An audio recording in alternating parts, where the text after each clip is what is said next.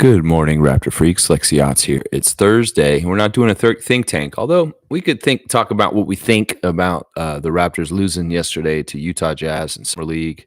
Uh, it ended up being 86-76, a 10-point loss to the Jazz.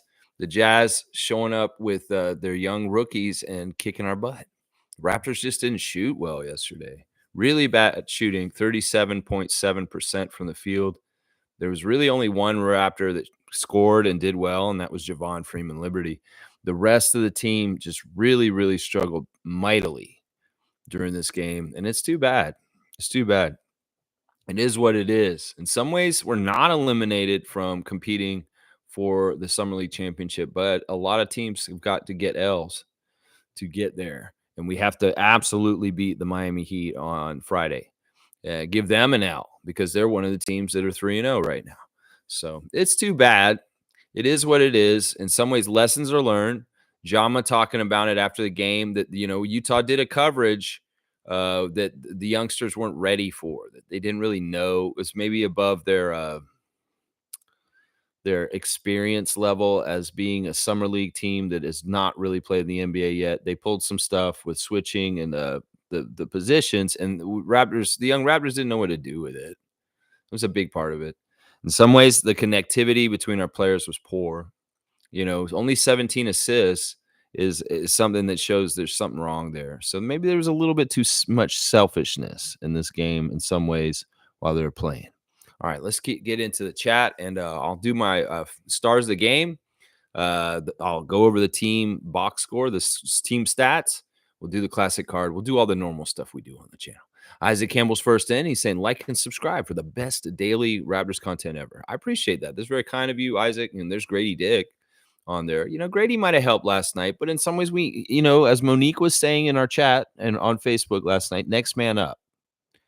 Jonathan Mobo and Grady Dick are not that essential. It's not like we had Scotty Barnes or any of these other guys. Whoever shows up in the Raptors jersey needs to show up. That's just the damn truth of it. And in some ways, it'd been nice to have Grady Dick yesterday. It might have helped, but I don't think that was what the problem was. No, that wasn't what the problem was. James is here. Good to see Raptor Freak. James, how you doing this morning, James? Good to see you. I would have still took Mobo over Filipowski. We have Olynyk and Carlson. That kind of plays similar. Yeah, I agree with this. In some ways, this was a revenge game from Kyle Filipowski. We passed on him, and he got the pick after us in the second round. We took Scotty's friend Jonathan Mobo at 31, and Filipowski went pretty soon after that to the Jazz. In some ways, he's got some baggage around him that's non-basketball related that may have hurt his draft stock. But the Mormon state of Utah, they're not afraid of taking him, considering his girlfriend and the cult that he belongs to. Doesn't matter.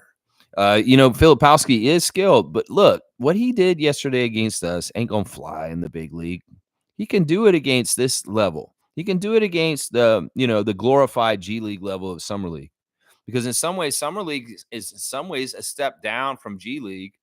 And in some ways also the talent and the things you can do in Summer League are easier than doing it in G League also. That's kind of a weird thing because you got a lot of younger players more so in the Summer League than the G League, because there's experienced guys in the G League.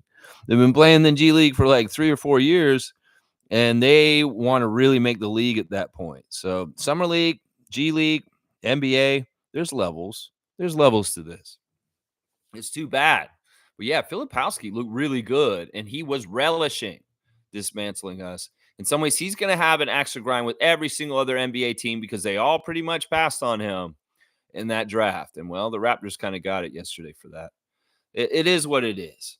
In some ways, it's interesting to listen to the great Seth Greenberg call the game. College coach Seth Greenberg, really, really great announcing crew for this game last night. Much, much better than the first 2 games with Jared Greenberg. Seth Greenberg really illuminating some of the things about Filipowski and what was going on. He said he saw him walking out of the first day of the draft dejected and defeated after not getting drafted. And then, in some ways, Coach Greenberg saying, it doesn't matter where you get drafted. It's what you do when you get there. And, well, Kyle's got an axe to grind. And in some ways, he killed us. He did. He had a lot of skill there. Coach Greenberg also saying that he thought that Carlson would step up with the matchup and do a better job with him. In some ways, we can't blame Carlson. Carlson's been above and beyond so far in the summer league. He's done very, very well. And in fact, at times he did match up really well with Filipowski, and he did stop him. But there were too many times when he didn't. And part of the problem also was the length of Cody Williams. Cody Williams, very, very talented, very, very skinny, very, very much going to need to put some weight on his body if he's going to do that kind of stuff at the big level, but he could do it here. And then their best player was actually a guy named Hendricks. Taylor Hendricks was their best player. He's the one who got them going and put the hoops in. The big thing is there's two guys on Jazz side that got 20 points. A third guy who got in double digits, and there's only one man standing on the other side with us that got double digits in the whole entire Raptors team, and that was JFL, Javon Freeman Liberty. You can't do that. If we have anemic overall team scoring, you're not going to win. You need to get everybody involved, and that's a big problem. It's a big, big problem. I agree with you, James. In some ways, I don't want no crazy Mormon cultist crazy guy on my team, even if he burned us in one summer league game that don't fucking matter. It won't matter in the years to come.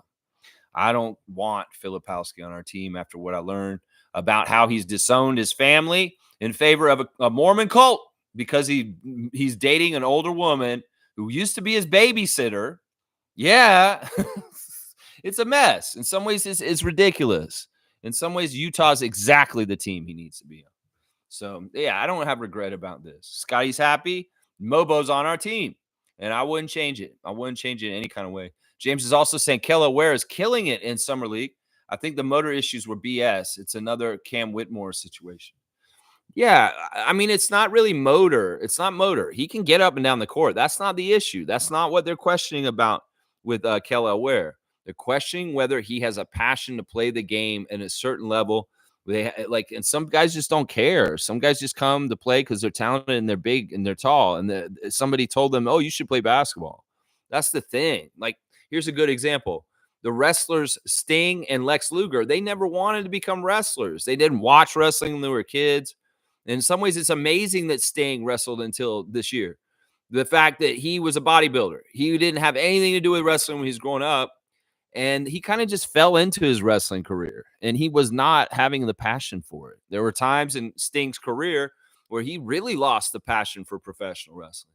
That's what I'm talking about right there. Some kids grow up and they want it so bad that they really, really want it. And that's the thing we're wondering about with Kellel. How much does he really want it? Because there's times in his career at Indiana where he checked out on his teammates and he didn't seem like he was there for them. That's what we're talking about, James. We're not talking about whether he can get up and down the court with a motor. We're talking about whether his passion, when everything is a certain point, when it's difficult. How about that? When it's difficult, will he have the passion to push through? That's the comparison to Ayton we're talking about. We know Ayton can run up and down the court and play, but there's a certain place where DeAndre Ayton is not as much as a competitor as other people. And that was the question marks. But you may be right, James. Maybe this is a manufactured situation to sink his trade value to allow somebody to get him. But this is the thing. He went higher than he was supposed to.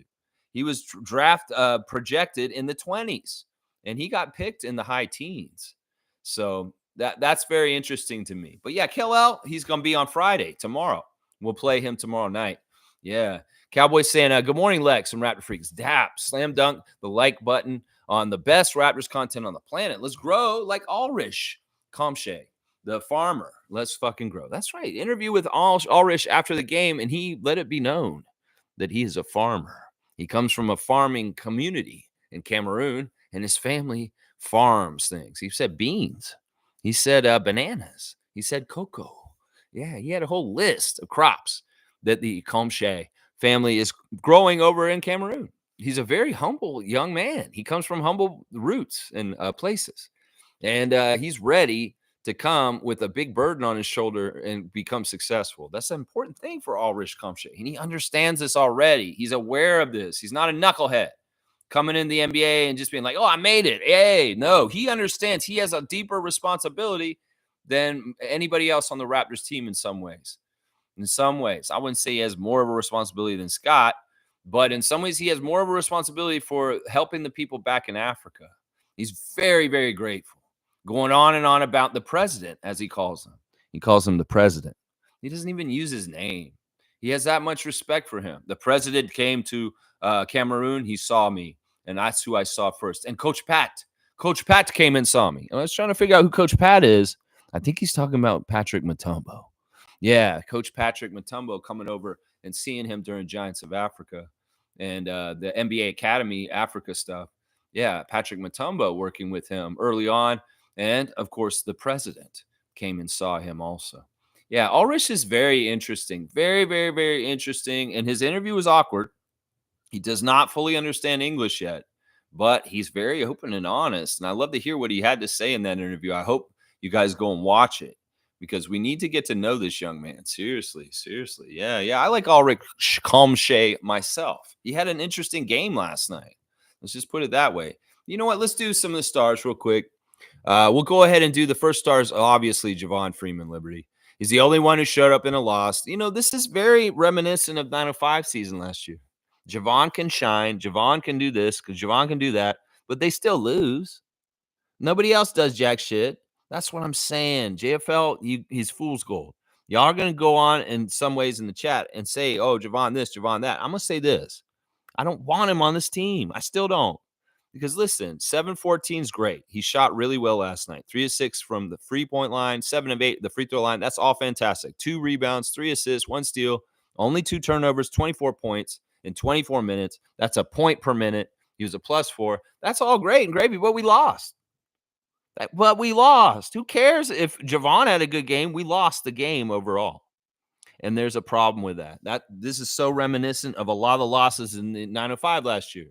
The thing is, Javon Freeman Liberty has an advantage over most of the people on the court in the summer league. He's a third-year pro.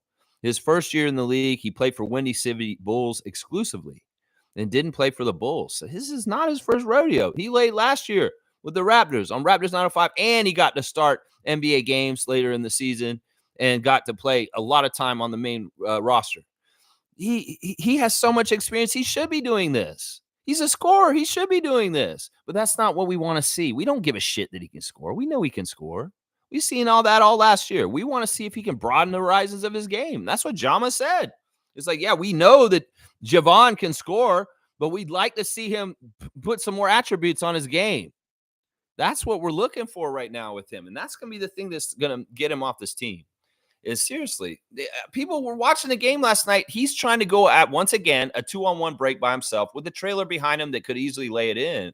But he's trying to go for the shot himself. Of course, often he gets fouled and gets put on the line. He makes it. So it's fine. But still, there's not the kind of thing where, like, look, I'll use this as an example. Amari Moore played on 905 with Javon Freeman Liberty all last year. Why is it that they don't have a connection? Why is it that JFL never tries to help Omari get involved and get some baskets? That's what I would say. That's what I would say right now. You know, they have a whole last year to play with each other. They should be extremely familiar because in some ways, the Utah Jazz had a familiarity between each other that was way better. They talked about it after the game in the interviews that we don't really know each other. We don't know what we're doing together yet. That's part of what they were saying. It's like, we've just been thrown together. We don't know exactly how to play with each other. Well, Amari Moore and Javon Freeman Liberty should be familiar with each other. And that's the thing. It's like, fuck this shit, Javon. You can't win this on your own. Go get the other guys involved somehow, some way. You come advertised as a point guard. Well, it's no good if it's a one-man show. We ain't going to win. And it's just going to look like an Eric Curry coached 905 game. That's what it's going to look like. And that's what it looked like last night.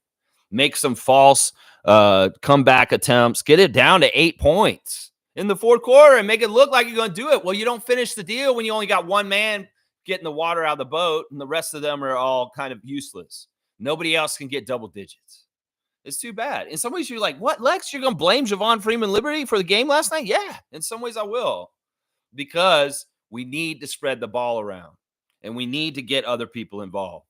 And in some ways, he's not helping for that. That's what I'm going to say right there. Yeah. He is my number one star of the game. He was efficient for his own game, but he did not help grow anything else anywhere else.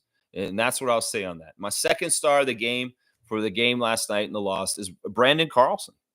I like Brandon Carlson's game last night, even though he had a hard time with Filipowski and Filipowski absolutely killed him. There were a lot of little spinny things that Filipowski did, shooting shots on the break at the 3-point line. Holy crap, this guy was on. That's the other thing. Filipowski was on last night. He was actually making his shots. He felt really good, but he's not going to be like that every night. In some ways, he was extra motivated last night to prove something and beat the Raptors because we passed on him. Carlson's 3 for 6. 1 for 3 from 3-point land. He missed his only free throw. Bullshit. 5 rebounds, 2 blocks, only 1 turnover. He was a +2. So the minutes out there on the court, they did win. 7 points. But that's it. 7 points. My second star only has 7 points, 5 rebounds, 2 blocks. That's not a bad stat line in some ways for a guy where he is, but we're already needing his help immediately. So in some ways, we needed that guy to be in double digits. There should have been another assist or somehow or some way that Brandon Carlson got to double digits. In some ways, if the coaches on the bench need to remind these guys where they are with their scoring or how they're doing, we need all y'all to produce. What are you doing? You ain't getting no points. You ain't getting no points. We got one guy in double digits. What is this? But Brandon Carlson, I'll give him the second star, and the third star is going to be Kamay. Even though Kamay had the worst plus-minus on the team, that's to be expected. He's chaos. He doesn't know exactly what he's doing. He's all over the place. It's kind of crazy, but he did get 7 rebounds, 3 assists. He did score 6 points. He did have some real flashes of brilliance. He had a couple of really nice passes. There was a point where a Jazz player jumped on his back and hurt him, and the referees didn't react to it or anything, and he jawed at the refs for a couple trips down the court where he was trying to tell them. I don't know if they understood him, what he was trying to say to them. But, yeah, he hurt his back. He found out a harsh reality about the game he's about to get into. It's very physical, and you may get hurt, and you may get beat up and battered a little bit, then you got to fight for getting noticed in some ways like that. So he was talking to the refs about getting jumped on and landing on his back. It actually, I hope it didn't hurt him in any kind of way. But, yeah, Kamay, 3 for 4 from the field, 7 rebounds, 3 assists. He did have 7 fouls last night, which is crazy. And, in the G League or in the Summer League, you get 10 fouls before you foul out.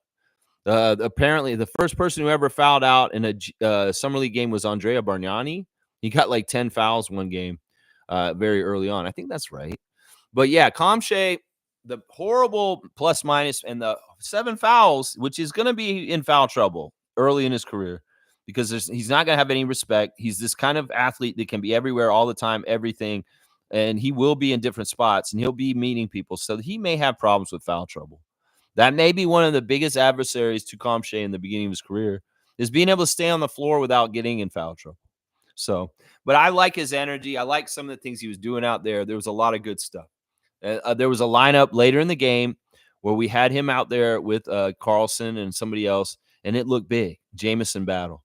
And it looked big. It looked like a big front line, a good one to rebound. And I felt better when that lineup was out there. And in fact, we were starting to kind of make a comeback in the third when that lineup was out there, when we went a little bigger. And then later in the game, Jama decided to go small to try and catch up, get really crazy, intense, full court press defense on them with Shead and Carton. And, that was valiant. That was working, but it would really sacrifice our rebounding. And there was a time where Filipowski got a wide open lane and just jammed it on us as a signature big exclamation point on the end of the game. So, you got that risk. If you're going to pull your big guys like you pull a goalie in hockey, well, in some ways you're going to leave that goal exposed for an empty netter. And that's kind of what happened there. Yeah, so those are my 3 stars of the game. I thought about giving one to Agbaji because in some ways he was okay, but he really, in some ways, he's struggling. I think that Coach Greenberg talking about it during the game was really eye-opening. His respect, being a college analyst, this is the thing. He's not an NBA analyst. And when he does a summer league game like this, he's coming from the perspective of seeing these guys before they come to us. Like, he's very intimately knowledgeable about Jamal Shead and Ochai Agbaji, Grady Dick, Brandon Carlson, because he covers college basketball and he's seen these guys in their careers. And the things he was saying about Agbaji were confusing, because he's saying, I know Agbaji's this and this and this and this, but it's just not translating to the NBA right now. That his year at Kansas was a dream season, as he put it. that he had one of the best years in college basketball history, and he was the scorer. He was the guy who was making his own offense. He was doing all this stuff. Why is this not translating right now? Why is he struggling so bad to find open shots? Well, it's partly because Oshai's size and strength was really powerful in the Kansas world of the Jayhawks winning the national championship. But in the NBA, everybody's taller than him. This is the thing. He's going inside and he's trying to do shit that he did in college that he can't do against taller people in the NBA. And that's part of it right there. Bobby Webster was on the show for a quarter, which was really great to hear both the interviews in the game last night. Bobby Webster, the GM of the Raptors, and the head of the referees and the VP executive, Joe Dumars of the NBA, also there speaking on things. Bobby Webster said Oshai is an athlete and a specimen. You see the combination of his strength, size, and speed. And in some ways, that's all we need to care about right now. In some ways, the offense will be figured out. In some ways, Coach Greenberg's saying this, like they got to figure out the way to get Oshai in positions to be successful with his skill set as far as how he can attack the rim, how he can get open threes, and stuff like that. In some ways, this is a chaotic summer league game. There's no plays that are actually being set up in ways. And he said that people like Oshai, Grady, Jacoby Walter will benefit from knowing that where they're going to get their spots to take the shots. Like right now, it's a free-for-all. It's summer league. Go out there, play, try and play clean, try and play right. But they're not totally structuring the ideas of what the options in the play call should be. So there's a little bit of that going on in this. And if you're out in the water and you don't have a map, or you're somewhere out and you don't have a map and you don't know where to go do what you got to do, well, confusion, low shooting percentage, that kind of stuff can happen right there. Yeah, Agbaji, 26 minutes, 4 of 9 from the field. He missed the only 3 he took, made his only free throw, 4 rebounds, 4 assists, 3 steals, 0 turnovers, a +2 with 9 points. Once again, he failed to make double digits. In some ways, this was a game where Agbaji absolutely should have been the leader in helping us and doing what he can. We know JFL is going to get buckets. He's a bucket getter. That's what he does. But we needed Agbaji. We needed Agbaji to get going. That's right. So those kind of my stars of the game. We'll go over more of the box score and all the other Raptors performances and the team stats very soon. Yeah, Cowboys saying JFL is a scorer, no doubt, but I'd rather have a Shead, a true point guard, any day. He's such a hype up guy, great team player. He helps everyone grow on the court when he's playing. Great pick, Masai. Yeah, I'll agree with this. Shead was mic'd up last night. So we got internal insight on how he's communicating with everybody, how supportive he is, how he's talking and organizing and leading. In some ways, there was a little bit of a clip where he was helping direct Jacoby. And I was like, this is a coach on the floor. In some ways, these guys are coming in at the same place in some ways as rookies, but Shead is actually teaching our other rookies on the court right now. Right off the bat, Shead fought for getting the jump ball from them, and he was successful. All it was that he wanted it more. We see Shead miss a shot, and he's flying in there and trying to make up for it to get the rebound and keep it loose and keep it on our side, on the offensive side. Yeah, that's the little things. That's the intangibles. In some ways, Shead's box score is not going to totally tell the whole story here. It really isn't. 27 minutes for Shead, 3 of 9 from the field. He missed all 3 of his 3-point attempts. He was short on all of his attempts. It's really kind of weird. I think, Jamal, you got to really use your legs and get him into your shot because you were short on all of your shots. He made his only free throw, 4 rebounds, 2 assists, 4 steals. 4 steals for Jamal, 1 block. He did have 7 turnovers, though. Some of it is that the guys he's working with, the big men, Carlson and Kamay, they're not good at catching passes right now. Shead is not throwing crazy, too difficult passes. But Brendan Carlson and Ulrich Kamay, those two are part of the big reasons why Shead had so many turnovers. They were perfect passes. In some ways, these guys didn't have the hands to catch them and convert them. And that's too bad. Some ways it's Kamay not aware enough yet. He's still learning. In some ways, Carlson is still learning how Shead's going to throw it to him, and he couldn't get a handle on it. So there's a little bit of that was part of the reason why Jamal Shead had so many turnovers last night, is that his teammates aren't catching the ball. And I would say he's not throwing it like Scotty would with extra zip on it, and that's why. It's because these guys are not being self-aware enough to catch the ball successfully. So just 7 points for Jamal, but he's still a +2. Another +2 on the team, even though we lost by 10. So he had a winning net overall, and I'm really proud of Shead. Now, Walter, 2 of 10. He got a lot of shots last night. He's got to find his shot. In some ways, Jacoby is going to do good defensive things. He's going to do good things, all kinds of things, like even be a good rebounding guard. But his wingspan's so good. But he's got to find his shot and start making it. 0 for 6 from 3. That's tough. But I do really like this about Jacoby Walter, that he makes his free throws. And in some ways, he could be a free throw merchant in this league. If he's really good establishing contact and getting fouls called, he could get to the line a lot, and he could be a really adding on to scoring average because he's a good free throw shooter. So I like that. The free throw shooting is awesome. 2 offensive rebounds ain't nothing to snuff at either. 3 rebounds altogether, 1 steal, 9 points for Jacoby. Like I said, he's so close. We needed another second scorer. In some ways, making a few of those 8 missed shots that he missed last night, that changes things immensely in this game. Well, we can't get mad at him. He's just coming in. He's brand new, and he's got to learn. So, yeah, it's very interesting. Very interesting. All right, let's keep going in the chat. Let's see. James is saying, Lex, how many wins do you see us getting this season? 35? The predictions are saying like 32, 31. I'll say 35, sure. I mean, I want to be realistic. I would love to have a winning season. In some ways, having a winning season signifies we'll probably be in the playoffs. And that's the difference between 35 and 45 or 42 wins. Yeah, it's tough. I want to be as optimistic as you guys are. I think it will be somewhere in the 30s. Yeah. I think we'll improve off the 25 for sure. I think a lot of people online, they're saying, oh, the Raptors are going to be just as bad as they were at the end of the season. They keep forgetting that Scotty and Jakob were out, and that you can't gauge the percentage we were winning after the All-Star break with next year. No, if we're healthy and we're good, we're going to win a lot more. So 35 is good. I like that. If 35 is going to be the number, I'd be okay with it. I do want to improve from 25, obviously. Yeah.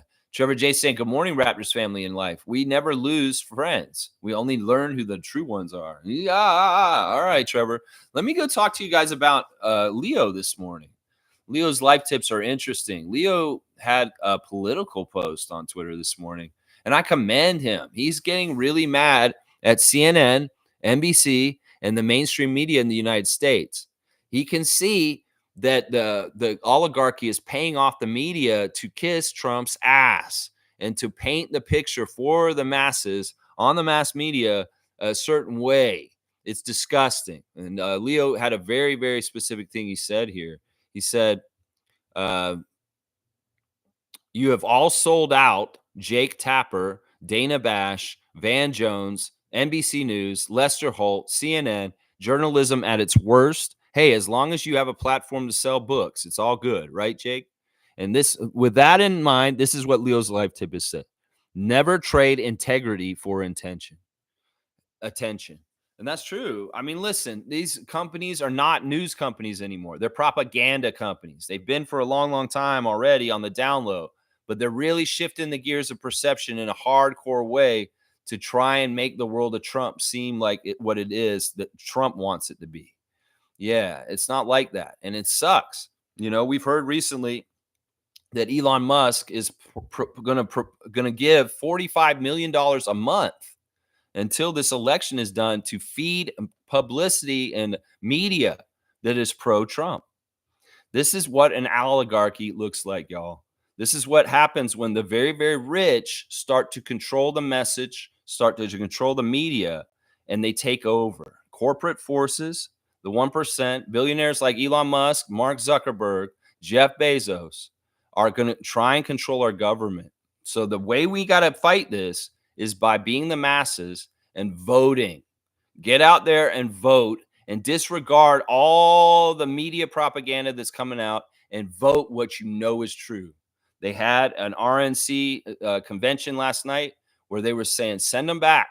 Get them the hell out of here. Talking about illegal immigrants and people. You know what? In some ways, they're not even after just illegal immigrants. They're after people of color. That's what I'll say right there. But, they're probably railroad some people that are legally here and send them out of here with the way that they're going about with their rhetoric right now. It's very, very Nazi Germany 100 years ago right now. The RNC convention. Just trust me on this. So, Leo, I commend you for going political this morning and bringing up that the U.S. mass media is compromised. The CNN and NBC are in the back pocket of the very, very rich people that want to control the narrative and the perception of the situation right now. And the dumbest people in the world will fall for it. That's the thing. They're going to fall for this assassination attempt. They're going to fall for a lot of things. And it's sad. This is part of the reason why they don't educate the masses so that they're easier to control. That's just the damn truth. Well, Leo, thank you for your life tip. Yeah, don't sacrifice integrity for attention. CNN is what he's saying this morning. That's right. Kareem saying Javon went 7 for 14, 3 of 6 from 3, 7 of 8 free throws, 2 boards, 3 assists, 1 steal, 2 turnovers, and was a +4. Davion Mitchell is good. His job ain't safe. I can see JFL a potential future 6-man award. No, I don't see it. I don't see it. If we're going to have JFL be our 6-man, we're going to lose a lot. And I'm not about it. JFL is not a winning player in this league. It's just the way it is. If he was a top scorer on a team and they won all the time, I would say the opposite. But he has been the top scorer in the past year for 905, and that doesn't add up to winning. And it's the same formula that played out last night. And that's why I won't agree with this. He does not make Amari Moore better. He does not help lift his teammates up. I don't want him on our team. I have not changed my opinion about JFL just because of the last 2 summer leagues. Sure, he's had a great summer league, but he's not showing me anything different than the first 2 summer leagues he did already. It's not that he's grown as a player. He's still just a hooper. And in some ways, I need him to show that he's grown to the point where he can get Omari Moore involved and help him get going. That would be more impressive to me at this point. I could watch JFL get 24 points and play real well himself, and the whole other rest of the team is crap. That's what I watched on 905 all last year, Kareem. Yeah. Cowboy saying, I'm going with 43 plus wins. Wow, Cowboy. I like that. I like that. James, the Raptors are back. Let's grow. And I agree. Filipowski is a great player, but I'd rather have Mobo anyway. I don't even know if Filipowski is a great player. I think that in this setting, he could look real good. But we'll have to see how it translates up on the bigger level. In some ways, that's part of the reason why he fell. Is that people think, oh, yeah, he's just going to be this and this and this like he was at Duke. He may have been at last night, but this is the easiest time for him. When he gets to the league, we'll find out. But, yeah, this is the thing. Utah had more guys step up and show up in big ways. Williams, Filipowski, Hendrick. Yeah, what are we supposed to do? Even Kenny Lofton Jr. getting out there and contributing some really winning kind of stuff to help them. Isaiah Collier, another one that did some stuff to help them. Darius Baisley, the 5-year pro who's only like 24 or 6-year pro. It's crazy. So, yeah, they had different guys step up and help in more ways than we did. And that's the difference in the game last night. In some ways, we should have beat them. Let me go look at the team stats real quick because we actually did look better than them in certain ways, like turnovers. They had way more turnovers than us. They had 7 more turnovers than us, and we still lost. We had more shots than them on goal, but we shot so poorly. 37.7% shot so poorly that it's like it doesn't matter if they shot less. They shot over 50% themselves, and boom, that's what beats us. Free three-pointers, 23% from 3. That's awful. That's awful. And that's not just Grady Dick out. Grady wasn't making no threes. None of those guys making threes. 7 and 22 for the other team. Not much better. Free throws, we got more free throw attempts than the other team, and we did shoot better than them. 78% at the free throw line. That's actually acceptable. I think the free throw stuff was acceptable. Rebounds, we were getting out-rebounded pretty badly the whole game, but we ended up catching up. We only got out-rebounded by 6, but still, that was a factor. We win the rebounding battle. That helps. The assists were just not high enough. 17 is not good enough. 11 steals, 5 blocks. That's okay. But they had 10 steals and 7 blocks. So, yeah, there's stats that we won that really help, like the turnovers and having more shots, field goal attempts. But we still lost, because we couldn't shoot. When we had the ball, we didn't shoot right. In some ways, we didn't get good open shots. In some ways, Utah had a good coverage. Some of their players were longer and bigger than ours overall. That was part of it too, right there. Yeah, let's see. Kareem saying, I want a bucket getter coming off the bench, someone who can create and get to the line. I see that all in JFL. Let's not overlook that he was the best scorer in the G League last year. He's hungry. Well, he was third in the G League in scoring. He wasn't the absolute best, but he was like the top scorer the year before for Windy City, from what I believe. Nah, listen, it doesn't matter. He's got G League size. In some ways, this doesn't matter. He can't do this on the big league the right way. We saw that at the end of the season. Seriously, he can't translate this to the biggest league. He's not that effective. So I'm still not on this. You can say this, Kareem, and I'll allow it. But I'm disagreeing on JFL. I'm definitely not. He can create and get the line. Lots of guys can do that. Lots of guys can do that. It doesn't matter. It's like in some ways, okay, yeah, he was the most capable scorer last night. Well, he should be. That's his bread and butter, and he's going against younger opponents that don't know what they're doing in some ways. Cowboys stand alley-oop to Trevor J for being the effing man. All right, we'll give Trevor J an alley-oop. Why not? Commissioner J. Trevor J is that highfalutin guy. 42. You got the original Pirtle number. That's right. There you go. All right, let's see. Trevor saying co-founder of Orlando Magic, Pat Williams, died. 84. He was also the GM of the Hawks and the Sixers at different times. Yes. Pat Williams is somebody I'm familiar with because I was a Magic fan when they first started, and he was one of the main faces around the expansion Orlando Magic. One of the people that would go to the draft and sit in that spot at the lottery, see where the ping pong balls would fall, and boom! Oh, you got the number one pick. You're gonna get Shaq. Yay, Pat Williams! You can get Shaq. Yay, yeah. Pat Williams was a good guy. He was a good exec. Once again, I'll say the things about the Magic franchise and the owners and stuff. And Pat Williams, I mean, in some ways, he's an extension of them. But there's a lot of people that have a lot of love and appreciation for Pat Williams and his contributions to the NBA. I won't rain on those parades. He was a good basketball mind, a good basketball front office guy. And that's what I'll say right there. Yeah. Nako's saying, first summer league game I caught. I'm impressed by Carlson and Shead. Okay, Gerald's back. Good to see Nako and Nacho. He saw the game on Saturday, but he hasn't seen the last two. Yeah. Carlson was really good in that first game, and Shead is like a new Lowry. Gerald, that's basically it right there. Kareem saying, Filipowski looked good.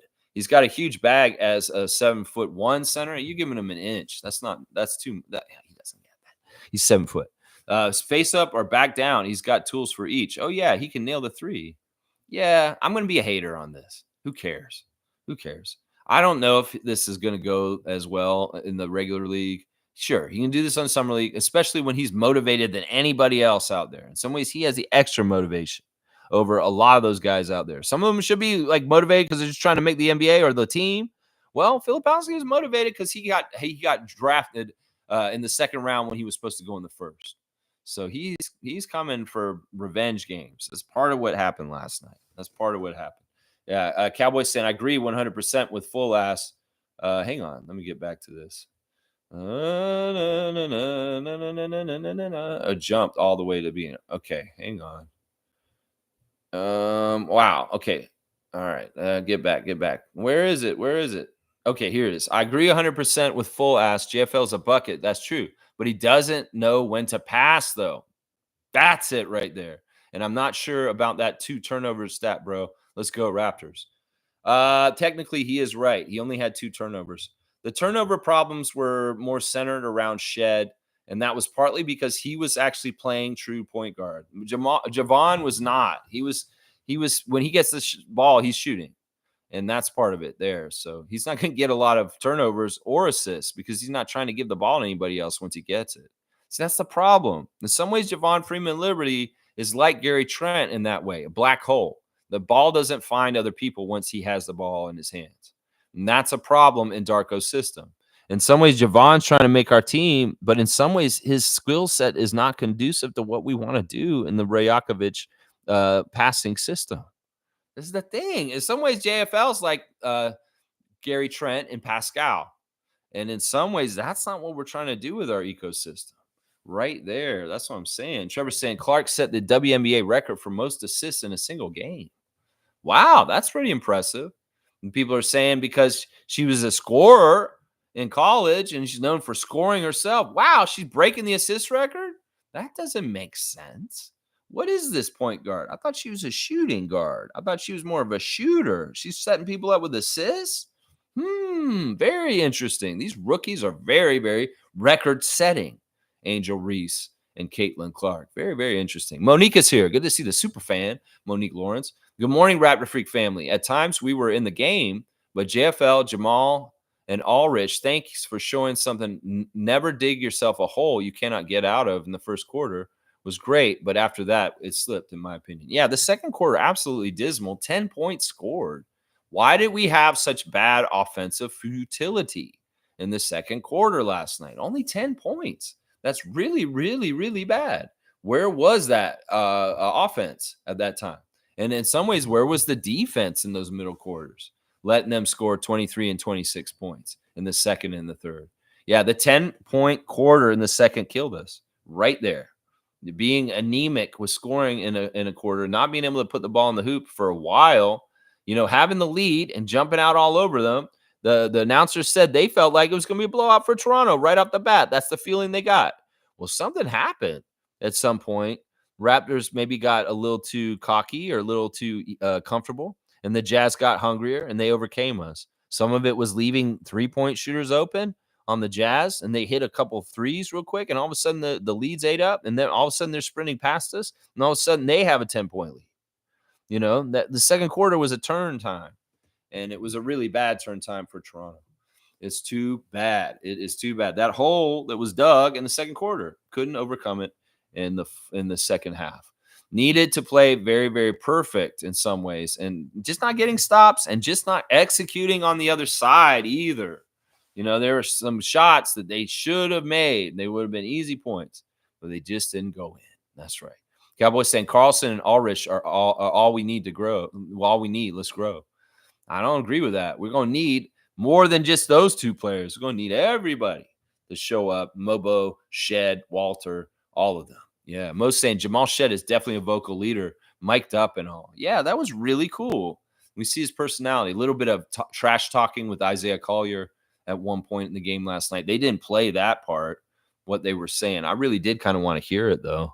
It's like they're selective about what they pick and choose to broadcast on the mic, because there was a very much talking shit moment between Collier and Shead where they were just jawing at each other for a little while there. It was very interesting. But we won't hear that. The NBA doesn't want to put that on the mic. Come on, show us that one. Trevor's saying the Utah Jazz that beat us last night wasn't the same Utah Jazz I saw a couple of days ago. You mean it wasn't the same? It was the same players, but it wasn't the same way they played. Yeah. In some ways, they made adjustments. Maybe they did a really good scout, and they saw Toronto in some ways had an experience in certain ways. Because this is what Jama described after the game. He said, really, basically, why Utah beat us is because they did a coverage that they did a system that our young players was not familiar with coming from college. And, well, now they've seen it, and now they get to learn from it. Now we got the tape, and we can show them. And this is what the NBA is sometimes you got to learn from seeing something for the first time.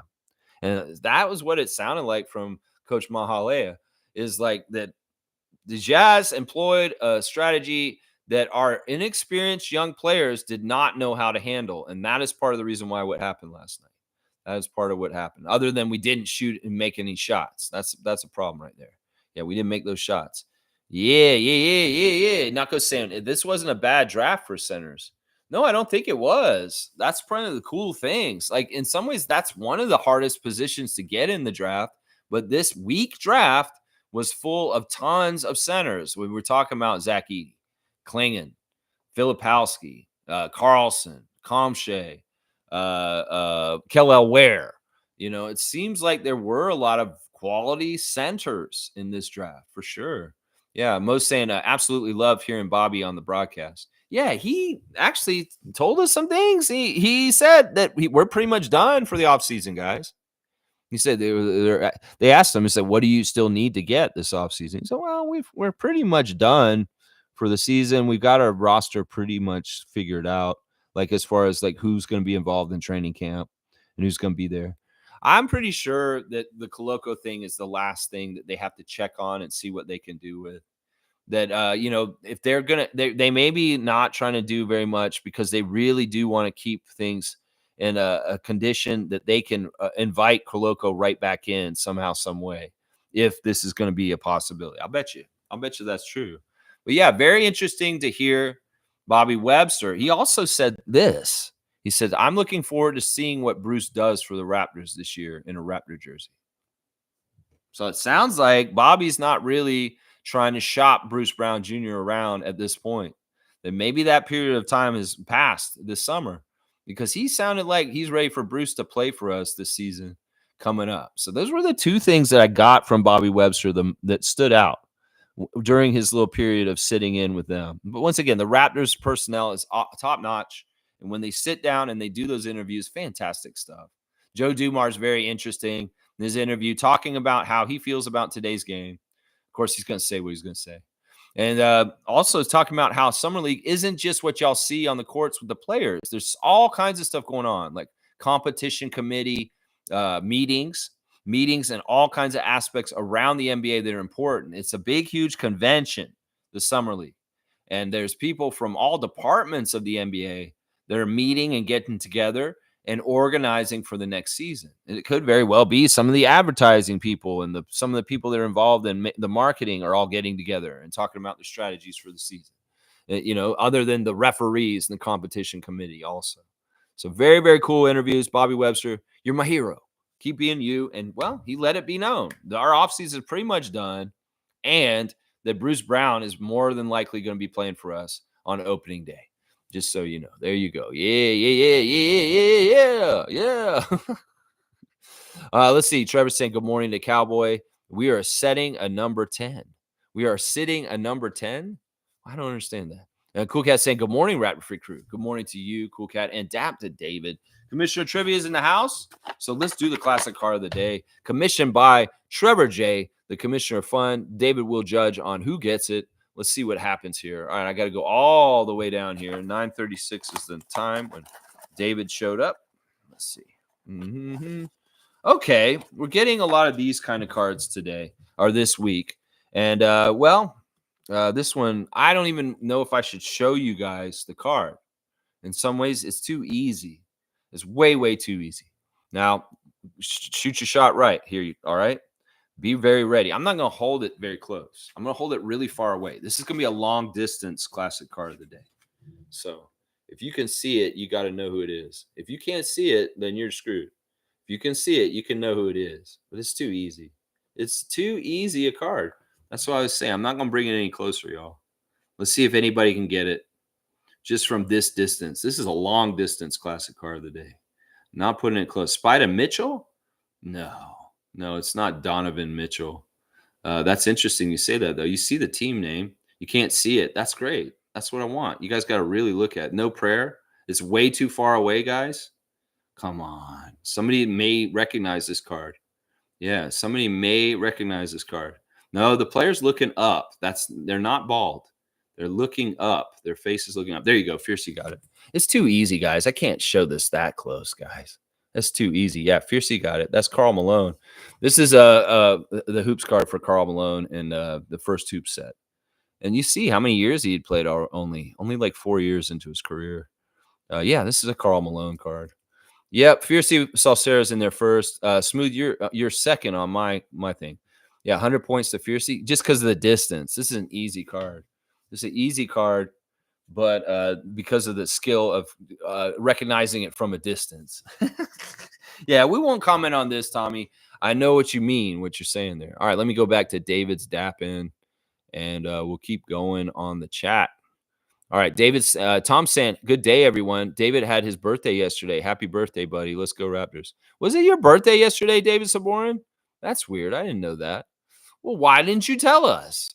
It's interesting. So David's birthday was yesterday. Happy birthday to David, the commissioner of trivia for the channel. There you go. Yeah, look, Tom celebrated. Cowboy saying, alley-oop to superfan Mo. Anyone who doesn't like Bobby lives under a rock or is a straight hater who doesn't like themselves or just doesn't know anything about Raptor basketball. All right, yeah, we can give Monique a 3-pointer. How about that? We'll do that instead. Let's see. Where is Monique on this list? There we go. She's at 119. 119 dunks now. Fiercely saying, morning fam and happy Thursday. They need to learn how to play under that next man mentality. It's all good. Despite the loss, they showed great effort. JFL scored the most, but sometimes selfish. Hit the like and live button. Yeah, the live button. There you go, Fiercey. Yeah, I mean, I don't want to say it because in some ways he was doing all the heavy lifting and carrying us, but it shouldn't be that way. It shouldn't be that way. It drives me nuts. Now, let's talk about the rest of the team real quick. We did the starters. Let's talk about the bench. Jamison Battles signs the Exhibit 10, and all of a sudden he can't make a shot. What is this? So he's like, oh, I did it. I made it. I got my Exhibit 10. And then he comes out and he misses all 3 of his shots yesterday. Minus 14, 0 points, 1 steal, 1 assist. That sucks. In some ways, that's why you don't want gut reaction to a little bit of time is really, really good because, he's going to have bad times too, like yesterday.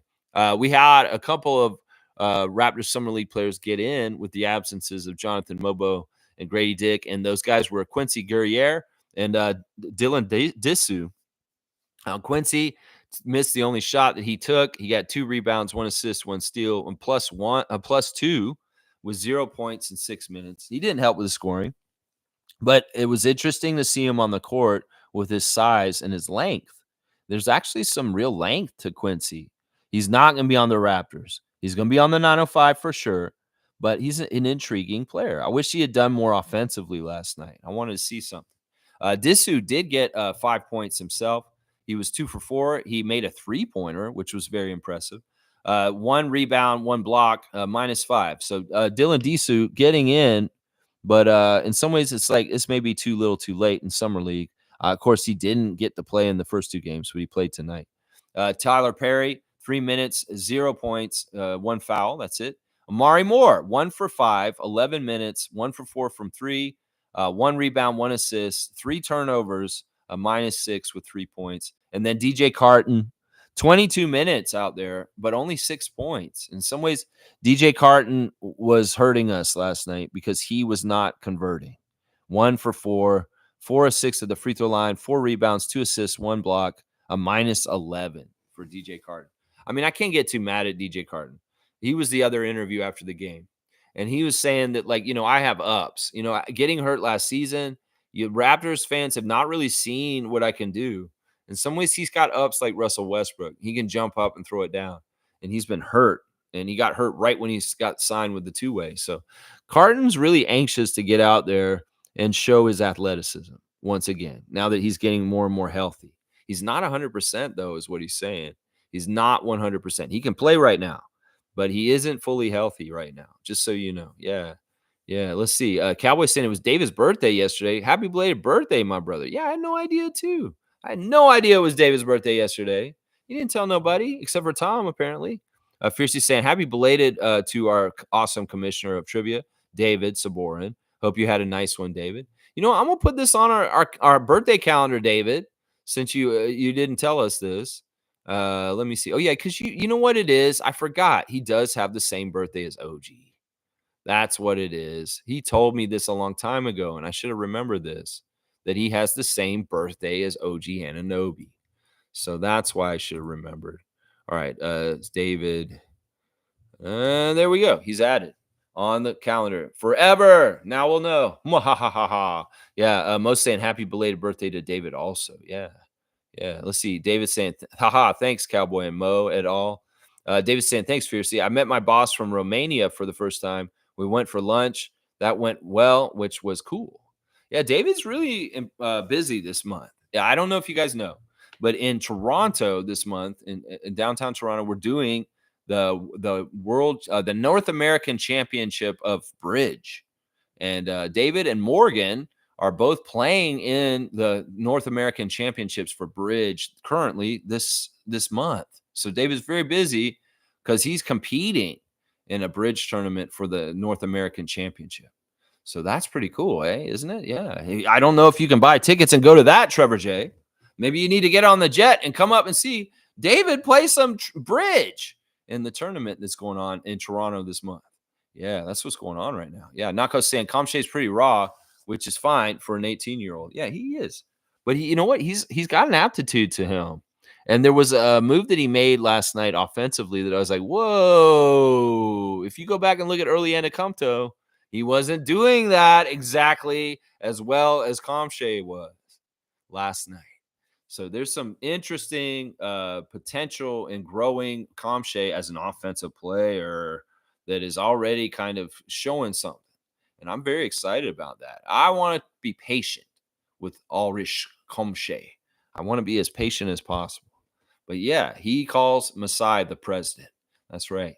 That's right. Fiercely saying Ulrich equals farmer equals grounded. And on top of that, he was vying to play for us. I'm loving it. Now we just need to get him out of clutch. Yeah. I mean, I get what you're saying. I'm with you on that. Yeah. No, he loves the Raptors. He's a farmer. He comes from humble beginnings. In some ways, everything he's going to get from this, it's like he said this. He's like, I come to the Raptors and they're like family. Everybody's treating me like I'm their son. And I feel so great. I've never had so many people care about me like they care about me right now. That's humble beginnings and appreciation and gratitude expressed by the young man Kamay. So he's like, all these people care about me. In some ways, he's shocked by this. He's like, he comes from a place where nobody gave a shit about anybody in some ways, as far as like in that way, sure, community, family, but strangers and people really caring about Ulrich like this, it's weird to him in some ways. It's weird to him. Bryce is saying good morning. Good morning to you, Bryce Lawson. What up, my guy? Yeah, Bluegrass State. Let's go. Cowboys saying alley-oop to Fiercey. All right, Cowboys got the alley-oops out today. He is throwing them every which way today. He's got that alley-oop rack balls, throwing them every which way. All right, we are at 150. Fiercey Salsera, 150, 150 dunks. Let's see. Cool Cat saying, I loved hearing that Kamay is also a fan and inspired by Pascal Siakam, just like Koloko. Great to hear these young Cameroon players look at him. Siakam doing a good job at being a role model. Yeah, I can't disagree with that. I will say this right now. Ulrich is more of a fan of Siakam than Koloko is. And in some ways, Koloko's from the same town as Siakam, and Kamay isn't. It's really interesting because in some ways, you know, Koloko's a fan of Kevin Durant first. It's true. 35, that's why he wore it, is because Kevin Durant's his favorite player of all time. Well, Ulrich's favorite player is Pascal. He said that this week. And that's the difference right there. So that's a big difference right there. She's saying, nice, David. Look at she's got the dinner plates out there. Bryce is saying, Ulrich sounds determined and well spoken. It seems he also has some passion. So let's hope he can put it all together. Yeah, he has a big burden on his shoulders, and he understands that. He can't Bruno this. He's got to make sure he's successful because it's going to really, really help a lot of people behind him that want to follow in his footsteps. So this is in some ways there's a pressure, but the great thing is he's got time because he's young, and we'll see how it goes. We'll see how it goes over time. Cool Cat saying GFL does not play ball with IQ. Yeah, he's not playing smart. He plays just to score. He's just going for that hoop. In some ways, that's admirable. In some ways, we needed guys like that. But I'd rather have a guy like that, like Emmanuel Quickly, who has IQ, who does get other people involved. The whole knock on Emmanuel was, as a backup point guard for the Knicks, can he set up other guys and play point guard and get assists? Well, that's what he did. You can see the stats. When Quickly came from New York to Toronto, his stats went to 6.8 assists a game from like before only 2 assists a game. So in some ways, Quickly is the kind of guy that JFL should be like. In some ways, he needs to understand more like Emmanuel does, that you've got to share the ball on some modes also. And if you're not successful at getting other guys involved and you are the height you're at, JFL, I'm sorry, it doesn't help us. It doesn't help us. In some ways, you don't even help us on the 905 level. And that's the sad thing. That's just the way I feel about it. And maybe we'll see how it goes. Maybe the Raptors do overvalue JFL's just hoop getting ability. And that is something they'll put in to the team no matter what. Just because, hey, we need a bucket. There's a bucket getter. Go put him in. Go get a bucket. Okay, he may be good for 2 or 3 buckets, but when is he going to get his shot block? When is he going to ill-advised go at a 2-on-1 break himself by himself, a 1-on-2 break, and like try and score it himself? You know, there's these kind of things I'm talking about. Cowboys saying Kamay Chomche, let's grow. That's right. David's saying, laugh out loud. Cowboys senses Giannis 2.0 in the making. That's what people are trying to say. The physical comparisons are there. This isn't us trying to say, oh, this or this or this, and some crazy talk. No, people were saying this already. They've been saying this for the last year, that the next Giannis could be Ulrich Chomche. And well, Masai Ujiri wanted to get Giannis originally. He can't. He's going to get the one from Cameroon. Hopefully can grow like Giannis. If he becomes an MVP, he becomes a champion just like Giannis Antetokounmpo, that's great. That's exactly why we drafted him. That's exactly why we want him here. Exactly. That's right. Tom Duke's got Zach Edey, a diamond, 100%. Yeah, there's some footage of Zach Edey bowing his head to get underneath a door frame.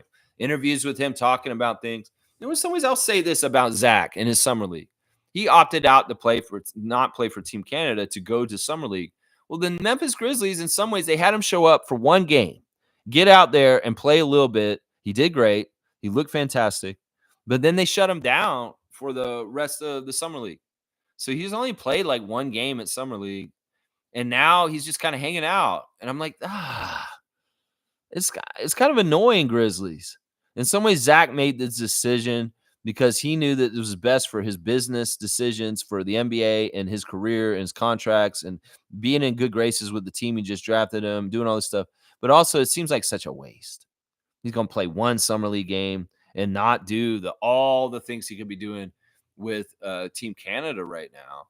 In some ways, the Grizzlies are stupid for not saying, no, Zach, don't come and play for us. We're going to only use you one day.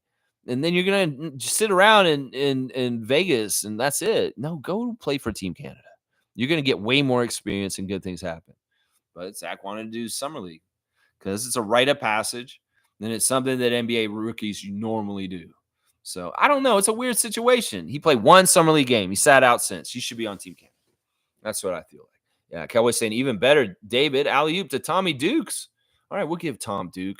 I'm going to give him a three-pointer because I feel like he deserves a three-pointer. Tommy Dukey, you're 88.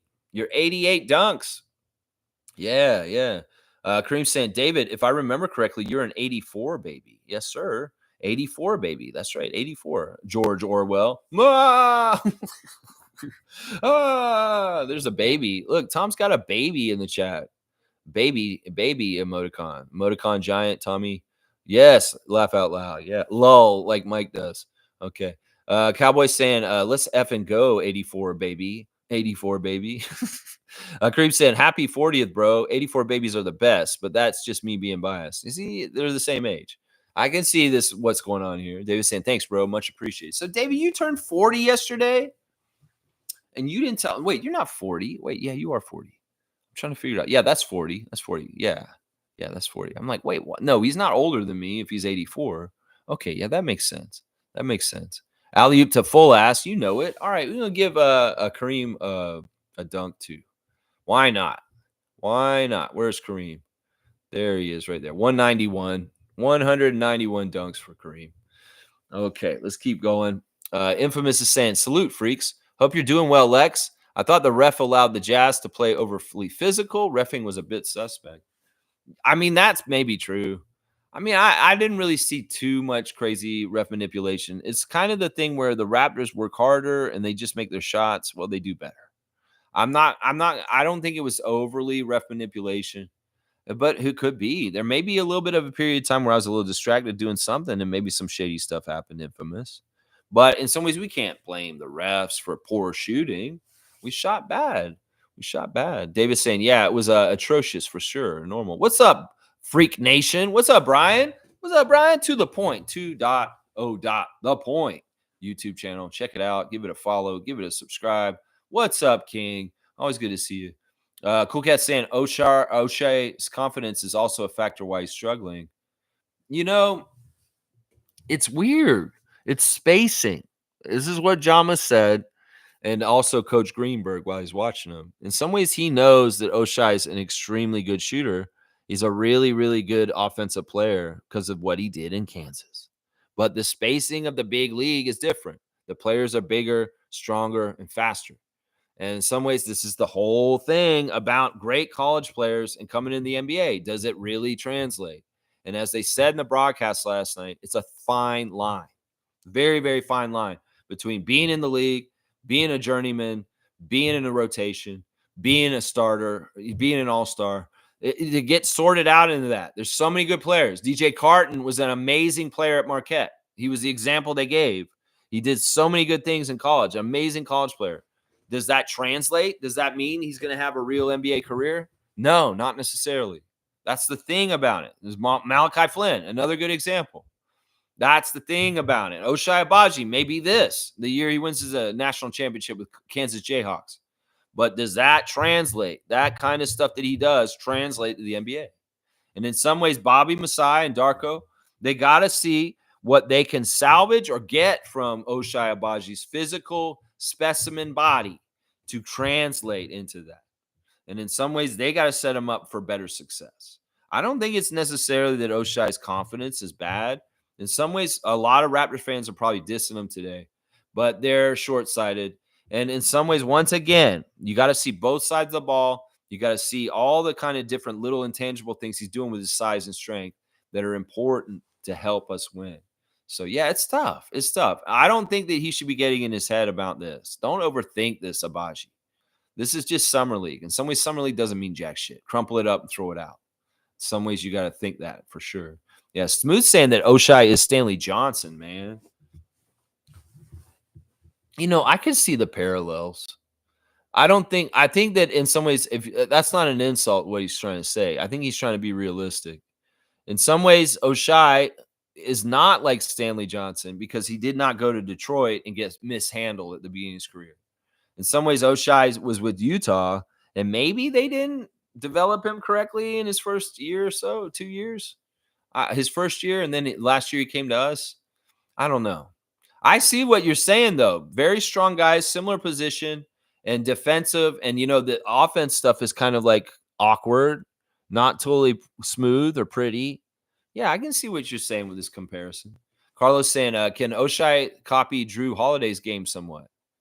Well, I don't see him being the kind of point guard passer that Drew Holiday is. But if he can get more tendencies like him on defense and making threes, that'd be awesome. For sure. For sure, yeah.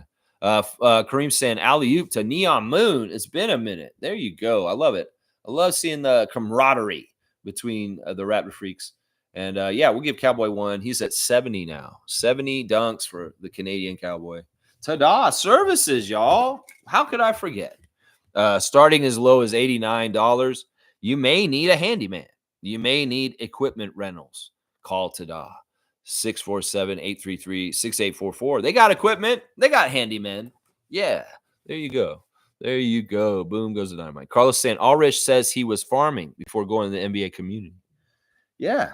Yeah. NBA Academy gave him all the chances. In some ways, he had to learn basketball there. In some ways, they found him. They're like, look at this farm kid. He's got quite the frame already. Maybe we need to give him a basketball, see how he can do. And that's kind of how this thing happens. Seriously. Cowboy saying, respect, full ass. Here's David. Here's Ulrich Kamay. Alley-oop to you, bro. All right, you guys. You're just lobbing them every which way. All right, we'll give David one more dunk. Real quick. All right, let's see. He's at 149 now. 149 for David. Let me fix my frame. Let's see. He be farming since he was like 4, I bet. Yeah, probably. Tom's saying he couldn't speak any English. Yeah, he spoke English. He was fine. He just didn't understand some of the questions. William Liu asking him confusing question. He asked for them to elaborate. I do not know what you mean. When did they come and meet you? When did they come and see you? I don't know what you mean. Please repeat the question. That's normal with people who are just first learning English. That's normal right there. Yeah, David's saying, I know. Wild A, I like this kid. Yeah, he can speak English. He spoke it very well, and he communicated exactly what he wanted to say. It's just some of the questions may be a little tough for him to understand. Yeah. Yeah, there you go. There's a Kamay in the chat. David's posted. Cowboys saying, you know it, Tom. Tom Duke's Kamay is going to be like a 007, unstoppable sooner than later, the steal of the draft. We'll have to see. All in its good time. Give the young man time and be patient, Raptors. Yeah, David's saying there's no Sasha emoji. And we don't need to bring him up today. Carlos saying, Ochai is just so unselfish. He gives the ball up too easy. He has to be aggressive on offense. You know what? That may be part of it. That's a good point by Carlo, is that he's not looking for his own offense. He's trying to help other guys, or he's looking to pass it off or dump it off. I don't want players to be skittish and afraid to take shots. Some ways, that's part of the reason why JFL is taking all the shots, because he's not afraid. But maybe some of those other guys are like, yeah, I'm a little skittish. I don't want to take these shots. That could be part of it right there. That could be part of it. Fiercely saying, nah, Sasha's trash attitude. Yeah, there you go. Alley oop to David. All right, Cowboy, you just did that. That was the last alley oop you just did. All right, 150 for David. We're only doing it because it was his birthday yesterday. That's right. Info is saying Jacoby is things thinking. He just needs to stick to one thing and build off of that. You know, this is the thing I'm going to say about Jacoby Walter. The shot's going to fall at some point.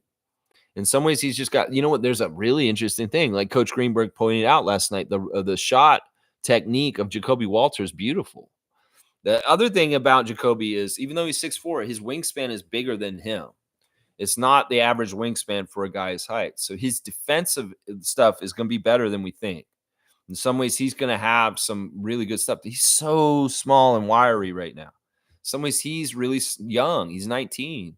So he also needs time, just as much as Kamay does, to grow into his body, his NBA frame body with muscle. And we'll see how it goes over time. But the great thing is, even though he's 6'4", and some people say that's an undersized shooting guard, his wingspan is not. And that's the deceiving thing about Jacoby Walter. There were a couple plays last night where he was a shit disturber. There was a couple plays where he was heady and in the right place at the right time. And there'll be more and more of that. In some ways, like Coach Seth Greenberg said during the game, once they have the plans for where you're going to take your shots, Jacoby Walter will flourish. Right now, it's too chaotic. It's too crazy. And in some ways, he's just trying to do what he can in the moments he can, but he's also adjusting to the taller and faster and bigger NBA skill level. And that's going to be an adjustment time for Walter, no matter what. That's right. Right there. Yeah. Yeah. Kareem saying, what's Ulrich's official height? He's probably the best farmer in Cameroon, getting the ripest fruit off the toppest branches. Kareem. All right, let's go look at Ulrich Kamay. What are they saying officially on his Wikipedia? How about that? Let's see. You put the name Ulrich in, and he actually kind of shows up pretty quickly in there. They're saying he's 6'11", 2.11 meters. That's what it's saying. 6'11" is the official height on his Wikipedia. Of course, we'll probably see the NBA list him at 6'9". Watch. It'll be like that. They'll always shave some inches off of players when they want to and give inches to other people, like Charles Barkley, who's 6'4", and they always listed him at 6'6". Yeah, that's the truth. That's the truth right there. Yeah. Crack, I was saying, you have me on the floor full ass. Best farmer in Africa. Let's grow. You know, he was like so a matter of fact when they asked the question about farming. He's like, "Oh, you want to know what we grow?" And he just went off on a list. Like, this is what we're growing. This, and this. And people were impressed. I mean, I'm sure William Lou was impressed when he heard that. And Randy Urban and those guys interviewing him after the game. Oh, wow. That's crazy. All right, let's see. Seymour saying, what a whack game. Sloppy plays, no finishing skills, poor passing, garbage defense. 905 in a nutshell under Eric Curry right there. Yeah, that's what I felt like last night. I felt like I was watching a 905 game from last year. Yeah, no good. Seymour saying, to even know they're getting paid to play like that is crazy. I was born in the wrong era. I mean, Bronny finally had a decent game yesterday, and everybody's falling all over themselves to compliment him. He didn't actually have that decent of game. He really didn't. It's just that he scored 12 points, and they beat the Hawks, who didn't even play SAR. So it is what it is. Yeah, it is kind of crazy how it is. Once you get into this exclusive club, as Coach Greenberg said last night, well, in some ways, they're taking care of you. As Joe Dumars said, we got so many programs for these young men to try and help them avoid the pitfalls of being a professional athlete in the NBA, that they get taught on everything. Money matters, women, endorsements, all kinds of things. They're schooling them on. That's right. Yeah. Yeah. Smooth saying Amber Rose was speaking at RNC as well. I don't want to even bring this in. Like, in some ways, I don't care, Smooth. We're not talking politics right now. There's going to be a lot more political stuff going on. And in some ways, I really don't want to introduce these subjects unless I bring them up myself. If I choose to do it because of Leo saying something political this morning on Twitter or something happening like the flood the other day, I'll do it. But otherwise, I don't give a shit about Amber Rose. Amber Rose dated Terrence Ross back in the day. So there is a little bit of a Raptors connection that you can make, but she's an idiot. I mean, what do you need to know? She's got a tattoo across her forehead of a word. She's an idiot. She's absolutely brain dead. And in some ways, somebody like her could be getting paid a lot of money just to show up to try to appeal to a different demographic than what they're doing. It's absolutely idiotic. And the whole thing about her doing her slut walk and what she stands for in the past, well, this is totally opposite of your platform, Amber Rose. And all this looks like is you selling out, is what it is. There's a lot of people that actually are your followers who really like you that are probably very disappointed this week because of you going to the dark side and standing at that convention. All right, I commented on it, Smooth, but please, let's not introduce politics if we don't have to. How about that? Let's see. Randolph saying, beloved Raptor Freaks, most informative gang. Blessings on you and your loved ones. Your word and integrity speaks of who you are. Keep your word and integrity. Yeah. In some ways, this world's degenerating because of the leadership that says that they have word and integrity where they very clearly do not. The former president, who shouldn't even been president, Trump, is a liar. He continuously lies. And in some ways, he is one of the worst people for changing our world into a world of questioning integrity and not about the truth. So in some ways, that's great. We should have the morals and do it ourselves. But understand, there's a whole bunch of people out there that have no morals, that have no problem lying to us repeatedly over and over again to our face like we're stupid. And I appreciate your words of wisdom. Blessings to the Phillips family and all the Raptor Freak families. That's right. Seymour saying, who drug said JFL over off night? What the fuck? Go check yourself immediately. Listen, I'm going to say this once again, Seymour. And you guys can be mad at me because I'm not for JFL on our team. He's not a good player to have on our team. He may have been the one guy who could score last night, but that's part of the problem. Once again, JFL does not add up to winning. I don't want players on our team that don't add up to winning. If he's going to take over the game, he's going to be number one. He's going to be like that. Well, we need to win. And you can say, oh, nobody helped him. Well, he needs to get other people to help him. And yeah, I am dragging him a bit. And maybe I shouldn't be dragging him. But in some ways, the other guys have excuses. I can drag Agbaji a bit for this. JFL and Agbaji probably need to get dragged today. But the young guys who just showed up and don't know what they're doing, I'm not going to drag them. They're in summer league. This is their first experience. JFL could do this all day. But I don't want to. Seymour, you watched 905 games last year.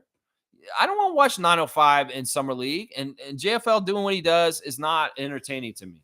What happened last night with JFL is, okay, it's great. He shot 50%, but he did not get his teammates involved. And that is not a winning formula.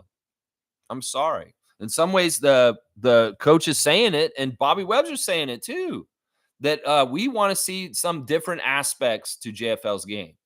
And in some ways, he's not using the opportunities he's getting to show a more unselfish aspect to his game. It's like, listen, Gary Trent's on Milwaukee now. Pascal, he's not a selfish player, but he plays for the Pacers now. We don't need players that are like that on our team anymore. And JFL's like that. I'm sorry. That's how I was going to go right there. Yeah. G saying Filipowski was good. Shamshay will be great. Shead is a natural leader. Jacoby needs to work on his arc. Yeah. He needs to get an understanding, the length of the NBA, the speed, the size, and the strength, and he'll figure it out. He needs to get more muscle on his body also so he can be tougher and stronger. And that will all come. That's right. Cool Cat's saying, Lex, I've stopped listening to mainstream media a long time ago all around the world. News is no longer reported in mainstream media. Shameful and dangerous for the human population. This is totally true. If you guys really want to know what's going on, I listen to Bo the Fifth Column because he's just going to tell it like it is in some ways. But it's true. It's really sad that like journalistic integrity is out the window. There's all kinds of integrity and morals that are just out the window at this point. And it's too bad. It's too bad. This world is kind of crazy. Den Loud saying it is truly looking ugly. The shift has been really picking up steam. It's truly looking ugly. As far as the media, yeah, it's too bad. It's too bad. But you know what I'm going to say right now? Don't be dejected. If you are American and you can vote, go ahead and vote. and vote for the right person, because in some ways this is going to really matter a lot this fall. Now they're saying that Biden has COVID or something, and there may be a switch on the ticket to Kamala Harris. Still vote blue. It doesn't matter who they put in that spot. We need to stop the Handmaid's Tale, Project 2025, the crazy dictatorship that's going to come into effect if we do this. There's so much we got to fight against right now, and the power of the American people is in the voting box. And you can start believing that everybody's saying, "Oh, this is over and this is already happening and this is who's going to win." No, we decide it still, and we need to make sure we vote. That's the important thing right there. That is the important thing right there. Infamous is saying Shead should definitely be our backup point guard. He will lock up so much better, look so much better when we're playing with higher talent, such as our starters. Yeah, I think you're right. I think you're right. In some ways, he can work with the higher level guys in certain ways. I'm not against this. My whole thing this summer, I've been saying I wanted a point guard like Corey Joseph or Dennis Schroeder or Kyle Lowry to be our backup point guard, a guy with some experience. Well, in some ways, Shead is one of the rare young players coming in the league. They're actually ready to play point guard the right way in the league at this point. That in some ways he does it the right way, and I trust him. He does it in the right way better than Malachi Flynn without even playing an NBA game yet. He does it in the right way better than JFL without even playing a game yet. Some people say, "What, Lex? He had so many turnovers last night." Well, I explained that earlier. I'm just saying he's a true point guard, and that is, you know what? He could be our backup point guard this year, and I won't be upset because he'll be okay. Davion Mitchell is a different kind of look for a backup point guard. You're saying JFL is going to come take Davion Mitchell's minutes. No, Shead will. Watch. Shead will. That's right. That is right. Cool Cat's saying we are rebuilding. It's all good. We're exploring. Development on the journey is to a chip. That's right. We're not. Listen, I'm glad that maybe Raptors Nation will stop overreacting to every single loss and going crazy and saying all this stuff. In some ways, that is something they'll be healthy about the rebuilding period. Is that when everybody expected us to be a championship contender, winning and going far in the playoffs every year, well, people were a little uptight about any losses. Well, I don't feel like that's the case. There's a little bit more pressure off them because we're in a rebuild and we got youngsters and we got to go through the process correctly. So knowledgeable fans are a little bit more allowing of losses at this point, especially in a summer league game that doesn't really matter in the long scheme of things. It really, really doesn't. Yeah, alley-oop to Cool Cat. All right, Cowboy. Geez, you're going to run out of basketballs. You're going to run out of basketball at some point. All right, 78 for Cool Cat. 78 dunks. All right, let's see. Carlos saying Oshai needs to have some urgency. He needs to show improvements if he wants to stay in the league. I won't disagree with this. I think that in some ways, because he's such a physical specimen that's very gifted and talented, that may keep him around longer to have more of a chance, especially if he's showing a willingness to learn and get better. That's what will keep him around. They did say this, that they've had to take opportunities to get him to be more vocal on the court, that he's not communicating enough, that Jama's actually stopped the practice and come over and said, okay, Oshai, what are you thinking right now? Like in this moment, because he wants him to get more involved vocally on the court. So Oshai's a project to a degree, even though he's in his third year in the NBA. He's a project that's still trying to figure out how he can improve. And being more of a leader and vocal leader and communicating with your other teammates, that's a big place where you can improve, apparently, Agbaji. Yeah. Yeah. Randolph's saying, Lex, Bobby seems to suggest that they're done making moves and Bruce is on the team going forward. Yeah, that's what he said last night. That was a very big signal right there. That he said that Bruce Brown is a specialty role player, for a high-level role player for teams, and we're happy to have him on our team. And he also pointed out that part of what was going on with Bruce last season is that he had a knee injury and that he wasn't as good last season, partly because of that. And he did straight up say, I'm looking forward to seeing Bruce in the Raptors jersey this season and what he's doing. He signaled right there that they are probably not going to trade him, at least not now.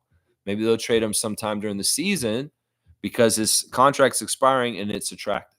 So, yeah, that's exactly what he said, Randolph. Exactly what he said. He's looking forward to Bruce being in the Raptors jersey. Seymour saying, if I was guarding JFL on a 2-on break, I'm sticking on him because he ain't going to pass. Yeah, exactly. That's the problem. If he's a better player, assist guy, he knows he's a trailer behind him. that he can clear out and that they can get an easy basket. In some ways, he doesn't trust his teammates. That's part of the problem. That was part of the problem on the 905, is that he didn't trust his teammates and he would try and do too much and force things himself, and it did not turn out very well. It'd be either a turnover, maybe he'd get to the line because he got fouled, or it was just a missed shot. There were many times where JFL would attack the rim on the Raptors in the second half of the season after the All-Star break when Sky was hurt, and he got blocked. He got his shit blocked. So this is why I'm telling y'all, he can't do what he does on the 905 level in the NBA. He could do it in the summer league. He can do it in the 905. But when he gets to the big league, the talent is too tall and too long. And a lot of that shit that he does down near the basket is negated and useless. So if that's his only bag, if that's the only thing he does, he can shoot threes. Okay, he can hit those threes. But his scoring near the basket is negated often because of the height in the NBA. So, it's tough. It's tough.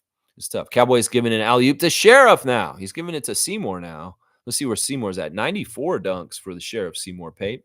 1994. Interesting. 30 years ago, 1994. That's right.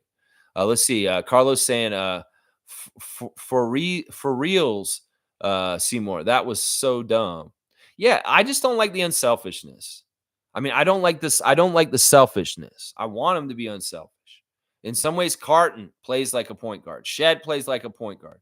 JFL, you have a point guard's body, but you can't switch to point guard. And that bugs the hell out of me. That bugs the hell out of me. You're going to be a certain height. If you're under 6'5", you better have some point guard skills. That's what I'm going to say. If you're in the NBA, you better be able to know how to give it up to a taller player that's going to go against a taller defense to beat them. And that's part of the problem right there. Right there. That's part of the problem.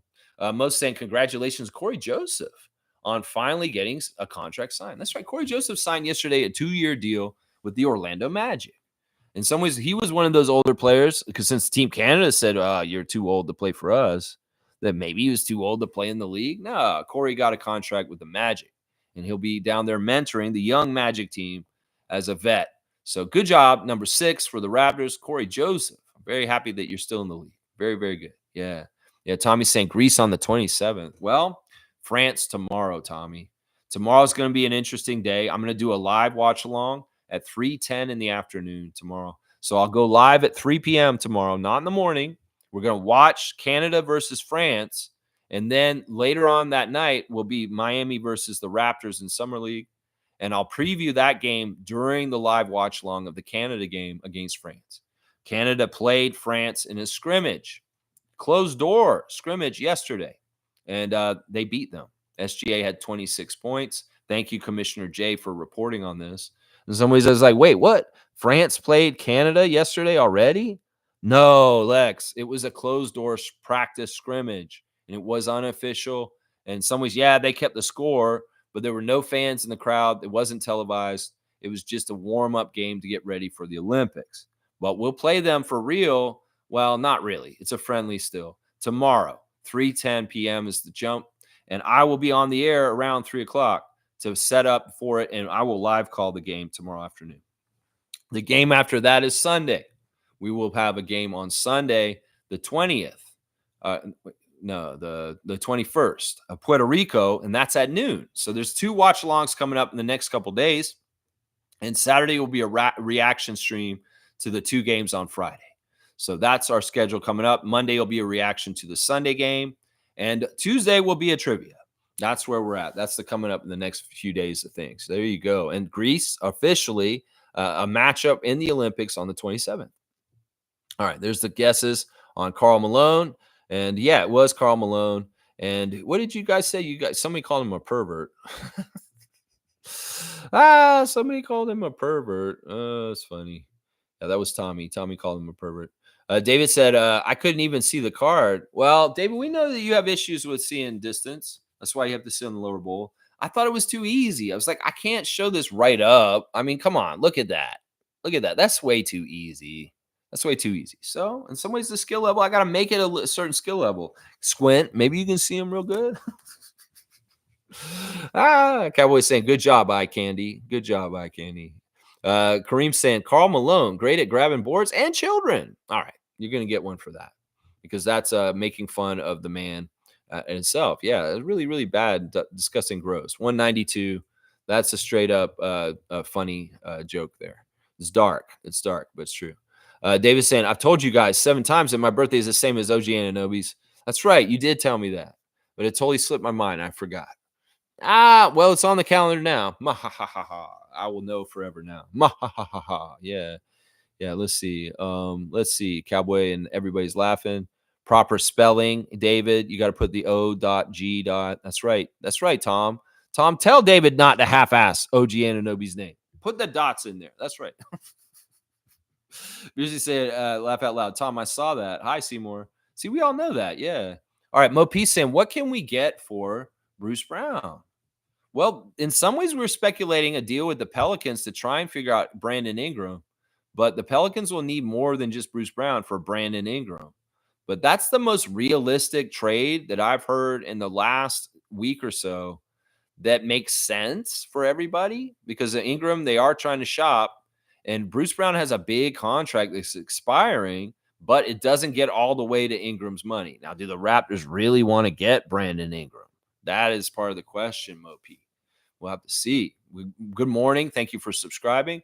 Every single morning, we're talking Raptors at 9:30 a.m. for a couple hours. So I appreciate you being here. Fiercely saying, damn, full ass. Yikes. Yikes. Okay. Fam, I'm actually open to give Bruce Brown another shot. He limits his Instagram comments. I'm hoping it's not because he gets out of pocket ones.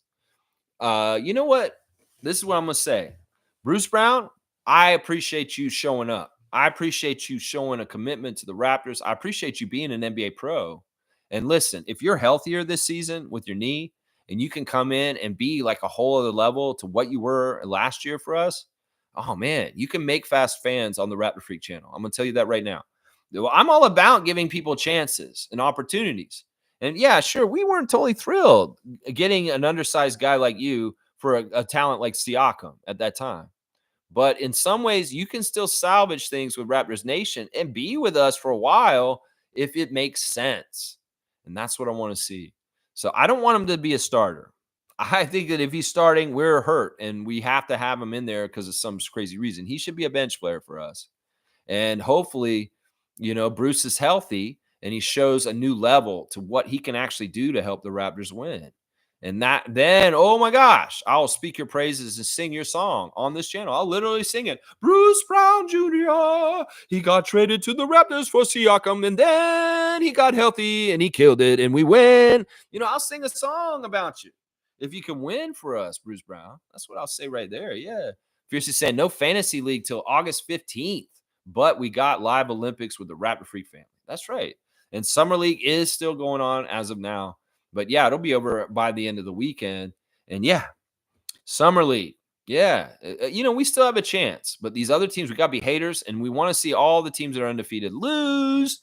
At least 4, only like 2 of them are undefeated. That's fine. But that 4 teams will go to the semifinals. And we want to be one of the top 4 teams. It's tough. It's tough. Yeah. Yeah, it's tough. That's Ulrich. Ulrich. Yeah, that's Ulrich. All right, cool. Pat Williams passed away. Yeah, we talked about that. Bryce said, my dad graduated high school in 1984. Laugh out loud. Well, Bryce, I graduated high school in 1993. So does that mean I'm only 9 years older than younger than your dad? Yeah. Fiercely saying, I may be wrong, but I believe someone using it to sharing, collaborating, growing as an individual, but also fostering teamwork will be a better point guard than someone looking out for themselves. IQ, perfect fit for us. Yeah. Yeah. I mean, this is what I'm trying to say to you guys. In some ways, I look at body types, skill sets for the NBA. I don't look at them for the G League. I don't look at them from college. I don't look at them for European leagues or whatever. I look at them for the NBA and what works in the NBA. And there's a certain standard of size and strength and speed that you have to make it in that league. And in some ways, I hate to say it, I don't want to be a sizist. I don't want to be mean to the little guys like Marquise Noel. But you have so much you've got to make up for if you're undersized at your position. And I'm telling you, a 6'4" shooting guard that is not a point guard is not good for the NBA at this point. It's just not good. You need to be able to pass that ball around Fred VanVleet understood this. And that's the way he survived and done what he's done at his height in the NBA. So, JFL, if you don't get it, if you don't understand what we're asking you to do and you're not going to do it, hasta la vista, baby, is what I'll say.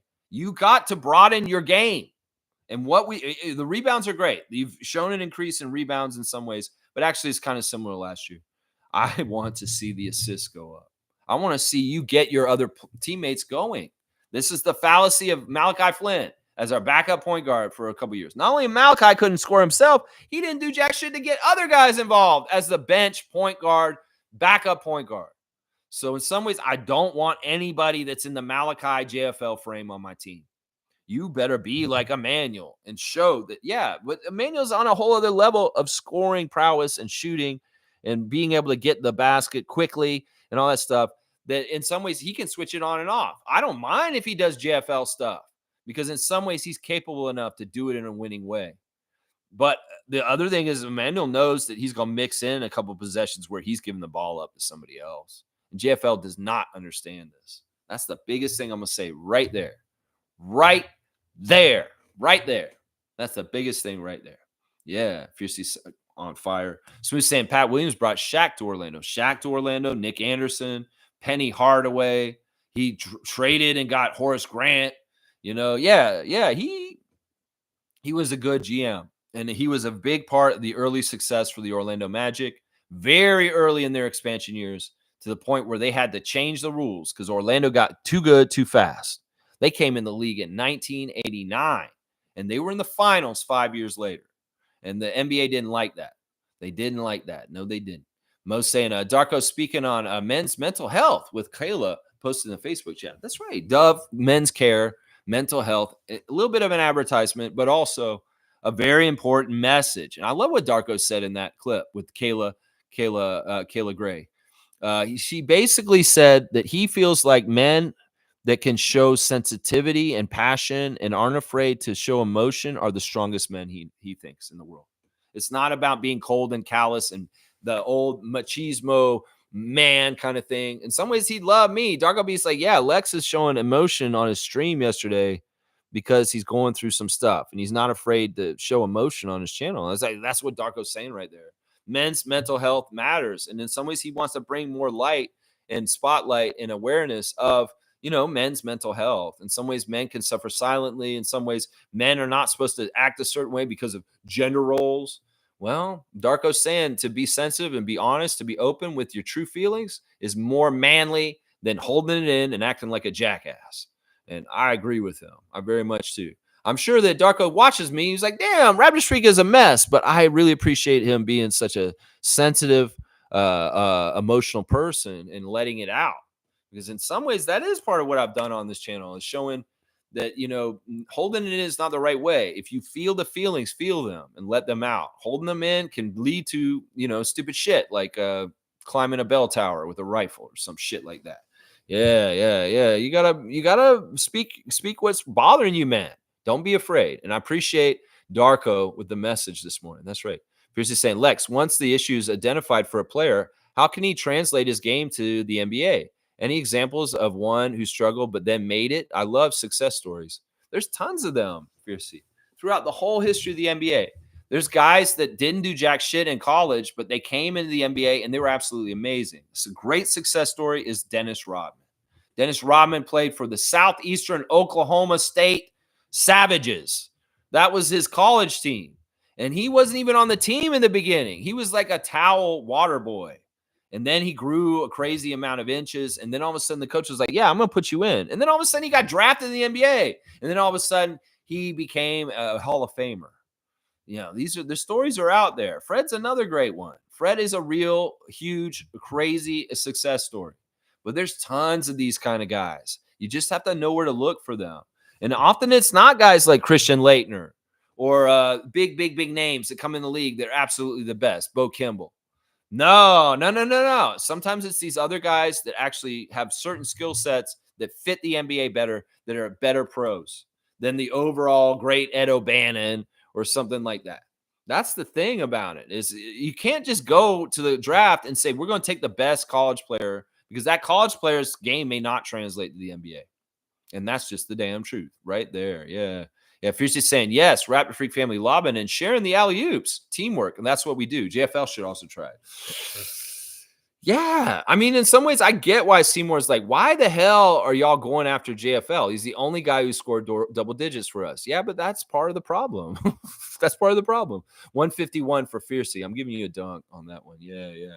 Just saying, thank you, Mo. I will look at it in the chat. Awesome resource for up-to-date news. Yeah, that Darko clip's awesome. It's staged. It's a little bit of an advertisement, but the message is loud and clear, and it's a good one. It's a good one. Darko's awesome. We love Darko. Wayne's saying, our guys look thin, anticipating bulk in a couple of months. Would love to see more shot taking, but I understand the protocol is to get the best shot available. Don't be too harsh at Summer League. Yeah, yeah. And that's why I'm not criticizing guys who are just coming in for the first time and getting their first taste. That's why I'm going after the guys who've been around. And in some ways, maybe I should lay into Agbaji a bit more. But in some ways also, there's some confusion about how to get him open and play. I mean, I guess teams are just playing him really well. Maybe there's a scout on Agbaji right now that, like, we need to stifle him in this way because this is the way he likes to have space to get his shot off correctly. So maybe there's a very specific scout on Agbaji around the NBA right now, and that coaches need to adjust to figure out how to free him up. And that's part of the reason why he's having such a hard time scoring. Is because there may be, like, there's word out. Like the scouting report says, all right, well, Agbaji's going to do this and he's going to want to do this, but he hasn't had success figuring out how to do this in this way. That could be exactly the problem with Agbaji right now. That could be it right there. Right there. Yeah, I'm not trying to be too harsh. I'm being harsh on JFL. That's only because I saw a rerun of 905 yesterday. Yeah. Just saying, Will Lou turned me off with his former Raptors podcast. How is his new show doing? Is he more Raptors friendly and respectful of his guests? Hope his approach is more positive. They're all over Summer League. They're out there, him and Alex Wong, and they're making a lot of content. They're getting interviews with different people. It seems like they're doing very successful stuff. They were kind of talking about which former Raptor would you like to meet. I'm not really covering the hello and welcome stuff because in some ways that's their content. And, I do aggregate a lot of Raptors different stuff from different places. And in some ways, it's not that they're competition with me. It's just that I wish them well. And I think, they do well. I really like Alex Wong. And hopefully Will Lou, now that he's not working for Sportsnet, he is working for some people, though. This is what I will say. He is still a part of a major group and has backing. In some ways, he knows, I can just get a press pass and go myself because I'm a credible journalist at this point because I'm known. That's part of why he's at Summer League with Media Pass and stuff like that. But yeah, I wish the best for a hello and welcome.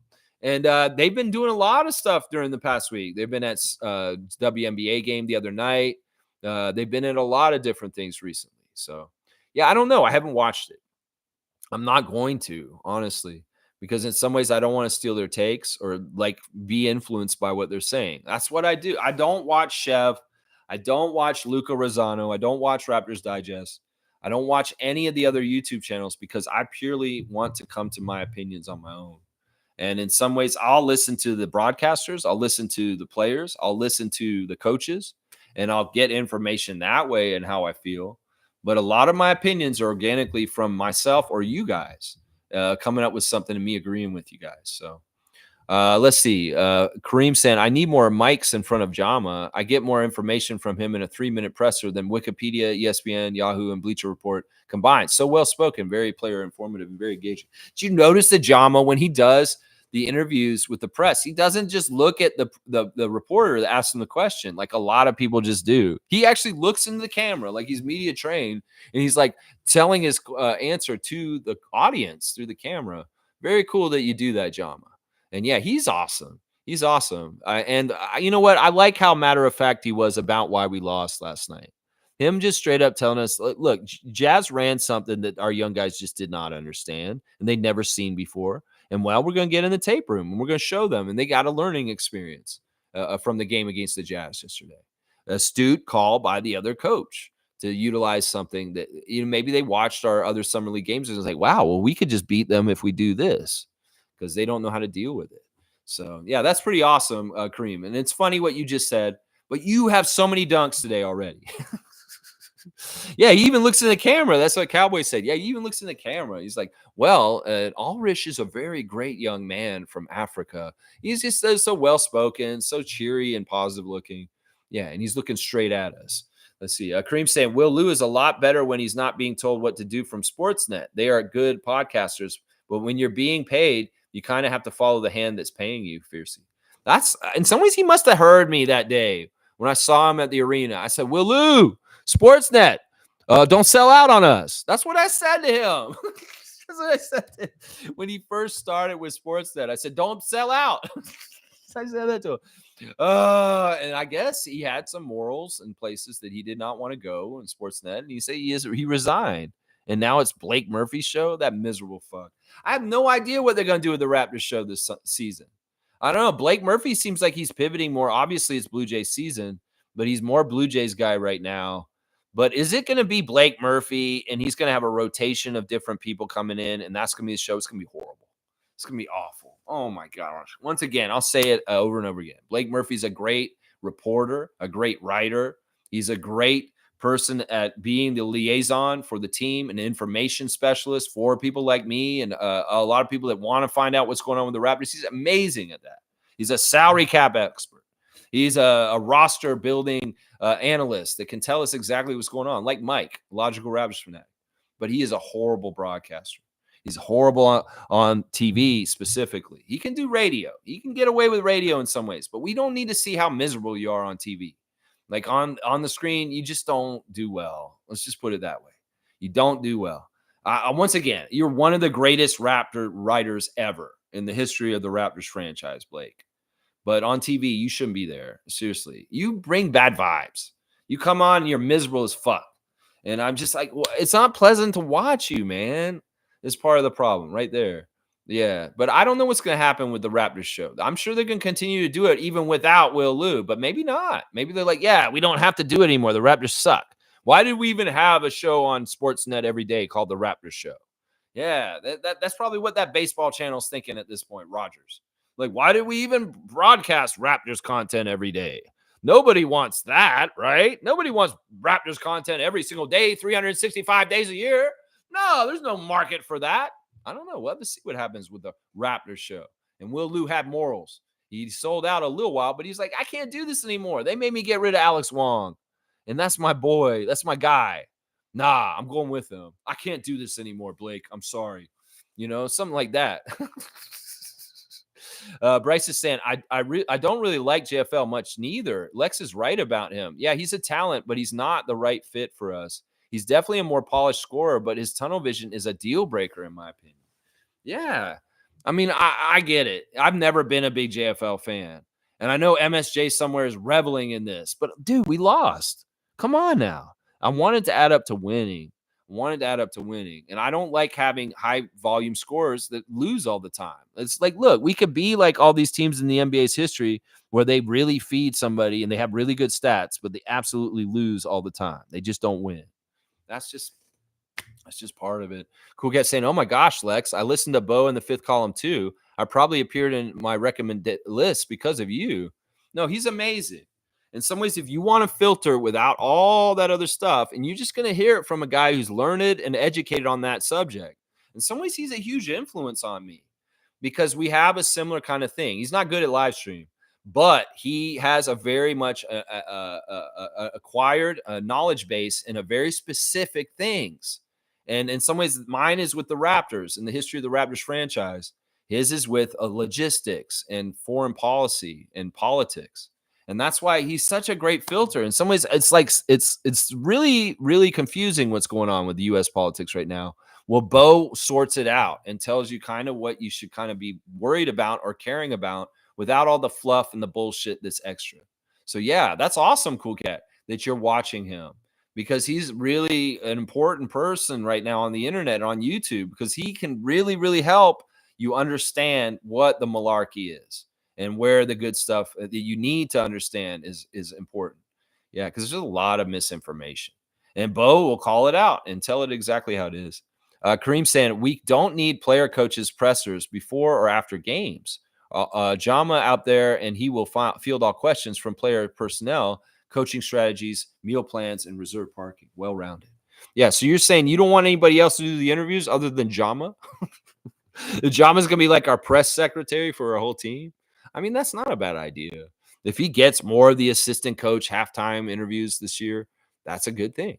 Of course. Of course, we want to hear from Coco and Mike the Bulldozer Batiste and Eric Curry even at times. I'm sure we're going to see Eric Curry at halftime sometimes. And Mo's going to be like, why is he talking? Why is Eric talking? We've seen Eric Curry sitting on the bench in Summer League. He looks, it is what it is. Eric, do your job. Do it well. We love you. That's all we care about right there. Yeah. Bryce is saying Caitlin Clark broke the single game assist record last night with 19 assists. So had 24 points, but still lost. All the losing must really suck. She's going to be an absolute beast. Yeah, that Indiana Fever team, they got the first pick in the draft partly because they were really bad last year. And this is just the common story. It's the story of Wembanyama in his first year with the Spurs. The best player, the rookie of the year. I don't know if she's that, though. It could be Angel Reese. Is going to be on a team that's languishing because they're not that good, and that's how they got her.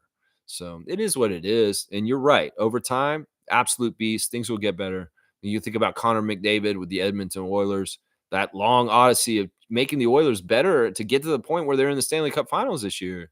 Well, Caitlin Clark's got a hill to climb, and she's got the tools. She's going to be successful. Yeah, Fiercey saying thank you to Kareem. I'm not even sure for what, but that's all right. We'll thank Kareem for just being Kareem Thomas. Yeah, Kareem Thomas is awesome.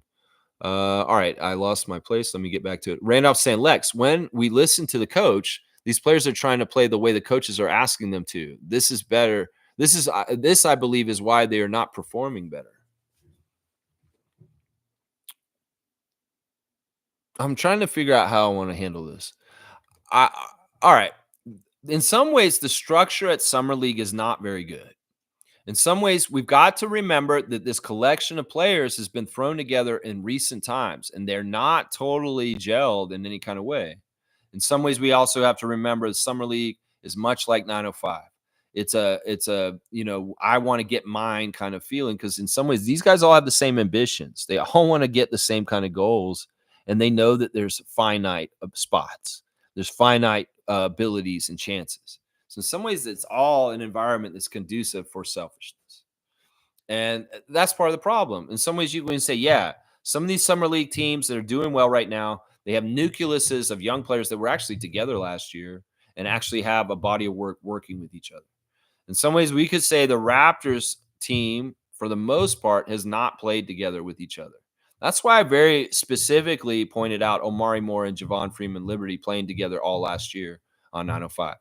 That's why if Grady was playing last night, I'd say, well, Grady and Oshai are familiar with each other, and they should have a chemistry already. That's the biggest part of it.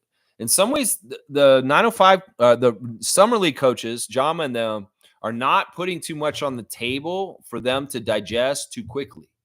That they need to be basic, and they can't really tinker really specifically with what they want them to do too much. Sure, they can tell them, I want you to box out this way, do your footwork this way, shoot it like with this form instead. But in the overall scheme of team play and play calling, these guys don't have a playbook, and they're kind of half-assing it, to be honest. They're half-assing it. And that's part of what we saw out there. Now, in the first two games, our talent and just our guys kind of flowing together nicely with natural chemistry got us far. But in the game yesterday, the chemistry wasn't there. It was killed for some reason. And also, these guys it's not like Jama's specifically making too much on the plate for them to try and figure out all at once. In some ways, it's like, we're throwing you in the deep end. It's Summer League. You guys are in a whole other level of skill level and competition. And it's not the real league even. We got to let y'all adjust and keep it basic. So that's a part of it right there. Hope that makes sense. Most saying W stream, W vibes, keep at it always. Good times approaching. Good times are here. Go Raptors for life. Raptor Freak Family Cruise strong forever. And I've got 7 minutes before 2 hours. Thank you, Mo, for the cutoff. Seymour saying those contracts they signed took away the hunger for the win. Jamison Battle, I'm looking at you, my guy. It's like, is there buyer's remorse for the Raptors putting an Exhibit 10 on Jamison Battle? No.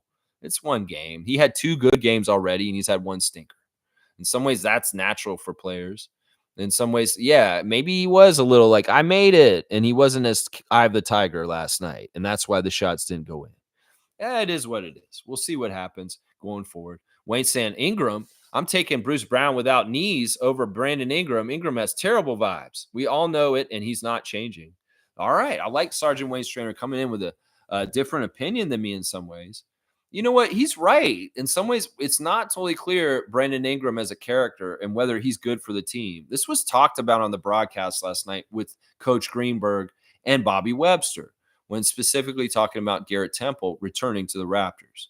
That in some ways, Bobby said, we've got such a bigger roster with the added 2-way spot and there's more room. It's smart to have a coach on your team or a player coach or a vet player on your team that can help guide things. As Bobby said, the coach and the management is not there all the time. But if the teammates are together, Garrett Temple can be there for guidance in places where other people aren't. And that's smart. That's smart. These young teams around the league, they really did talk about how these kind of vet players are crucial in this weird young era of the league. And that Garrett Temple is more than worth the money. As Seth Greenberg saying, is like, yeah, Garrett's amazing how long he's played in the league. And you stick around that long, you must be doing something right. And he also called Garrett Temple our Udonis Haslem in the game last night. That's what Coach Seth Greenberg, college coach, college analyst for ESPN, said. Garrett Temple's like your Udonis Haslem. Mm-hmm. It's exactly right. And if you got so many roster positions, you can't play everybody. Well, it's good to have a break-in case emergency professional who you can use sometimes, but really he's there for other things. He's really there to set the tone of what being an NBA professional means and how you should carry yourself. And that's what it is right there. That's right. Yeah. Bryce is saying, I don't know. Ingram can get buckets and playmate, could really work well in Darko's system. It's one of these things where if we got Brandon Ingram, it'd be similar to getting Kawhi. It'd be like, he's an enigma. I don't know if he's good for chemistry. Isn't he kind of like a jackass? I don't know. In some ways, that's the gamble with this. It's a high-level, high-talent player that's proven that can do certain things on a certain level in the NBA. But what is all the headaches and what is the sideshow around him? Kind of like when Kawhi came to us. So I could see that kind of parallel. It's like, but do you want to go big or go home? And if you want to go big, maybe making the move to get Ingram on this team is part of it. Now, I don't want him coming in here and stepping on Scotty's toes or making things weird on our team and vibes like Wayne's saying. So there's a balance to this. And part of it is personality, figuring out if they go together or clash.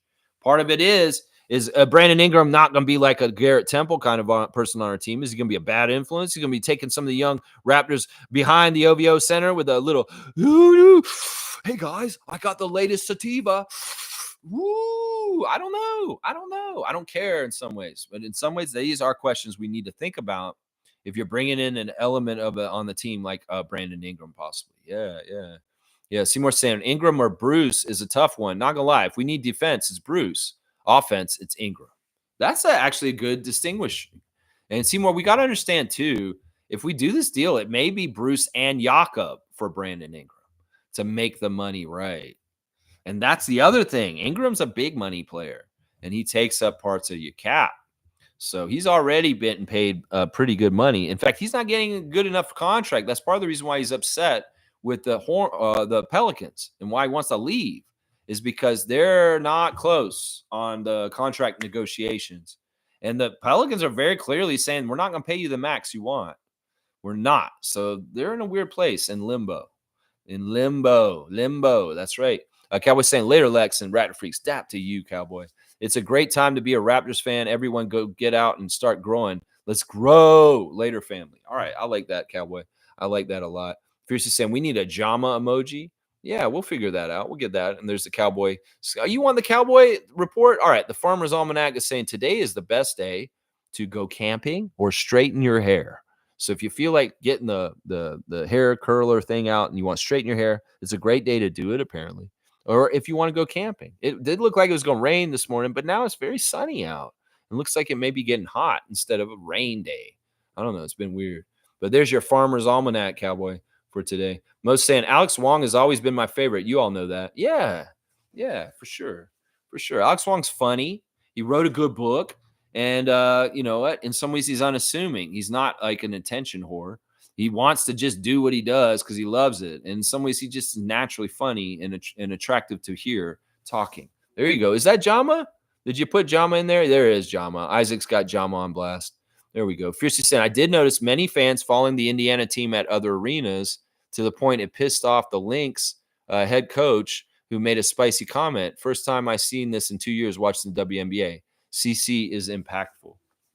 Well, the news coming out is, not only did the NBA get a big, huge new TV deal, the WNBA is getting a huge increase in revenue from their TV deal. And this is the Caitlin Clark impact. People can get mad at Clark and Reese and feel like they're being more overly doted on. But honestly, they're doing stuff on the court that means that actually makes sense for why they're getting all the attention. It's not like Bronny James. Let's just put it that way. Angel Reese and Caitlin Clark deserve the attention they're getting, and they're bringing more eyes on the sport. Anybody who's a hater of that from other nations or something, like, shut the fuck up. Be glad that they're bringing the money in and that everybody's going to get paid more because of Caitlin Clark and Angel Reese and the new WNBA contract, which is apparently almost $3 billion over a certain period of time.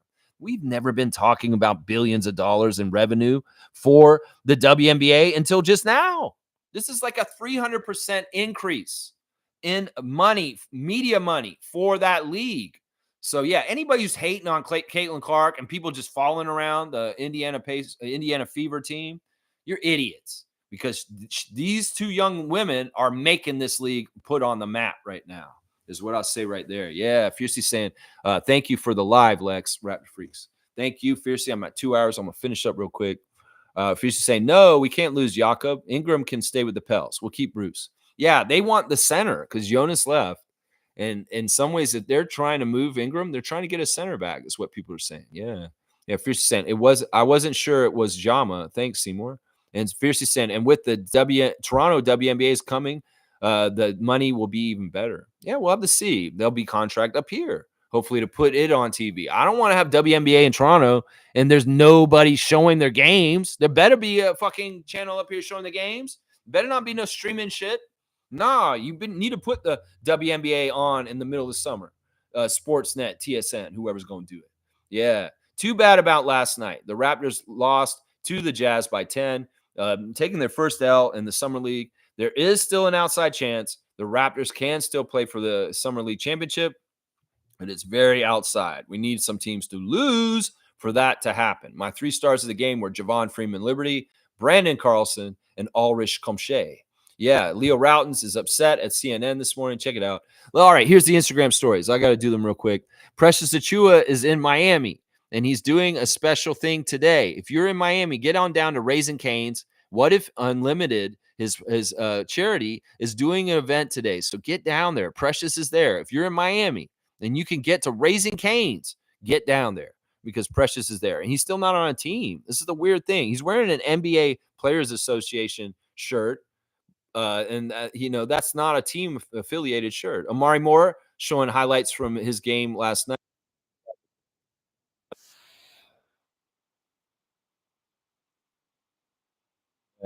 Signing autographs for the youngsters at Las Vegas Summer League on his Instagram stories. It was good to see Grady get some appreciation. Some of the kids are like taking their hats off, say, "Sign my hat, Grady! Sign my hat!" And then there's Grady in the back with who is that? Is that Wubbs? Who is that? Who is that with Grady in that one? Cam Whitmore. Okay, yeah, that's his friend Cam Whitmore because they did the interview last year. We got Jamal Shead mic'd up on his Instagram story showing his mic'd up admits. That's kind of fun hearing the insight from Jamal while he's playing and his leadership, what he's calling out, helping people. Good support. Really proud of Brandon when he made that one shot after the block or something like that. Let's see who else we got. I don't need to do Raptors official. Oh, yeah, they did the, draw your favorite emoji, at the Raptors practice court with the summer league team, and some of the drawings were pretty bad. Grady drew a happy face with a really long tongue coming out of its mouth. In some ways, it was, Grady, I know you have this whole motif, you and, Anthony Black, and different stuff going on. Then there were some of them were funny. Like, some of them were drawing, this is a smiley face. It did not look like a smiley face. It was really weird. Mobo was funny in it, of course, and we even saw Joe Girard III in this clip. But yeah, all the Raptors youngsters getting asked, "What is your favorite emoji?" And Jonathan Mobo reposting it on his Instagram. Let's see. Siakam said this in a driving in the car yesterday on his Instagram. He said, "I have advice for the young players coming to the NBA right now. Take the car from the dealership. When Nab Bhatia comes to you and says, 'I want you to drive this BMW for 5 years for free,' just take it." That's what his words of wisdom for the young rookies coming in is says, if somebody gives you a free car, take it. I don't know if that you have to tell somebody that. Like, seriously, I think that it's like he said, "Oh, I love that BMW that Nav gave me in Toronto when I first showed up. I drove it for free for so long, and it was so awesome. It was so great." I get it, Siakam. You like free stuff. And when Nav Bhatia comes to you with a car, you take it. Just like we saw with Dennis Schroeder on his YouTube channel last year. Now I say, "We're going to get you a car, Dennis, you and your wife." Okay. He's all about it. All about it. We see Siakam on the court with his family. Of course, James was there too.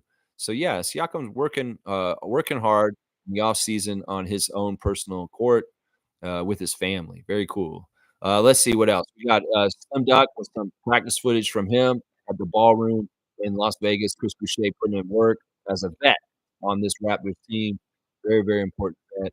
And Matt Devlin is celebrating the $2.2 billion media deal for the WNBA with ESPN, Prime Video, and NBC. So yeah, Matt Devlin, a big fan of the WNBA growing with financials and getting income. Very, very good stuff. Very, very good stuff. Wayne saying, what's Leo upset about with CNN? Share before you go. Well, Leo Routens has tweeted this morning, and he's tweeting at CNN and NBC News, Lester Holt, Jake Tapper, Dana Bash, Van Jones, that they have sold out the integrity of journalism for the highest dollar, and that they are putting out media that is pro-Trump in certain ways that is just not, it's not right. Basically, what did he say? I'll read it verbatim just so you can see it. He said, "You have all sold out. CNN, Jake Tapper, Dana Bash, Van Jones, NBC News, Lester Holt, journalism at its worst. Hey, as long as you have a platform to sell books, it's all good, right, Jake?" So he's basically calling out the mainstream media for being in the pocket of the 1%, the billionaires and the corporations, to shape public opinion by not being about news anymore, about shaping perception. Yeah, yeah. Leo is exactly on point. And I love that he is somebody in the machine that's crying out about it. This is something I would go on and on about. But in some ways, Leo Routon stepping up and saying it as a media member himself, it means a lot more in some ways than just a guy like me who has less than 1,000 subscriptions on YouTube. So I appreciate you, Leo, for speaking out today. And in some ways, awareness and perception of understanding how the media is being manipulated and controlled by very, very rich people will allow people to understand that the messages you're getting may be very tailored for you to want to make you to think certain things they want you to think. And that's what I'll say to that right there. Yeah, yeah, yeah, yeah. So, all right, we covered all that. David Adam Silver is defending his apron system.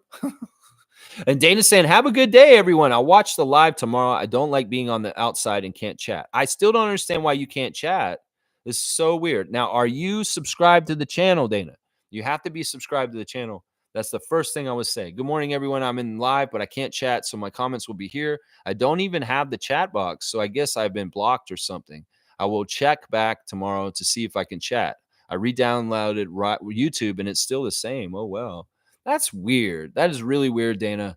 And well, I'm talking about it live on the air right now, so we know about this. Whatever's happening with Dana, we want it to change so she can come back and be a part of the channel. All right, y'all. Dunk for Leo. All right, we'll give Leo a dunk. Why not? I don't think Leo's on here, but he should be on here, I guess. Yeah, Leo Routens, you're getting added to the dunk sheet. Leo Routens, let's put that in there. Yeah. All right, guys. Thanks for watching me today. As I said, tomorrow won't be a normal stream. I'm going to go on the air at 3 o'clock. No morning stream because I'm going to live watch the France versus Canada friendly. And then tomorrow night, there's a Miami Heat Raptors Summer League game that I'll preview during the watch along for the Team Canada game. So 3 o'clock start tomorrow, no 9:30 in the morning. All right. So be ready for that. Just that. Yeah. That's unfortunate for Dana. I don't know. She had this problem before. I have no idea what the issue is. It could be something with her settings. I say just subscribe to the channel, unsubscribe to the channel, and see if that flips it back on. It could very well be that her device is weird and that what she's trying to watch it on is messing her up. I have no idea. It could be all kinds of different things. Either way, I want it to be fixed so that she can participate in the live.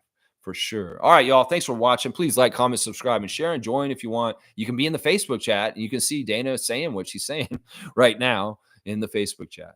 All right, check out the community tab. All kinds of stuff from 5 years ago and that. And yeah, we'll be back tomorrow. Get out there and touch grass before it rains. Now it looks like it's going to rain now. All right, y'all. Let's go.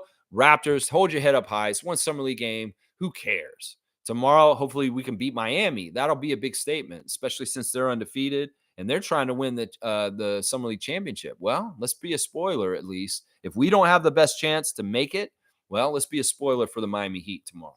How about that? Yeah. All right, let's go, Raptors. Let's go, Scotty Barnes. Let's go, Darko Rajakovic. Let's go, Masai Ujiri. That's right. Those are my guys. Yeah.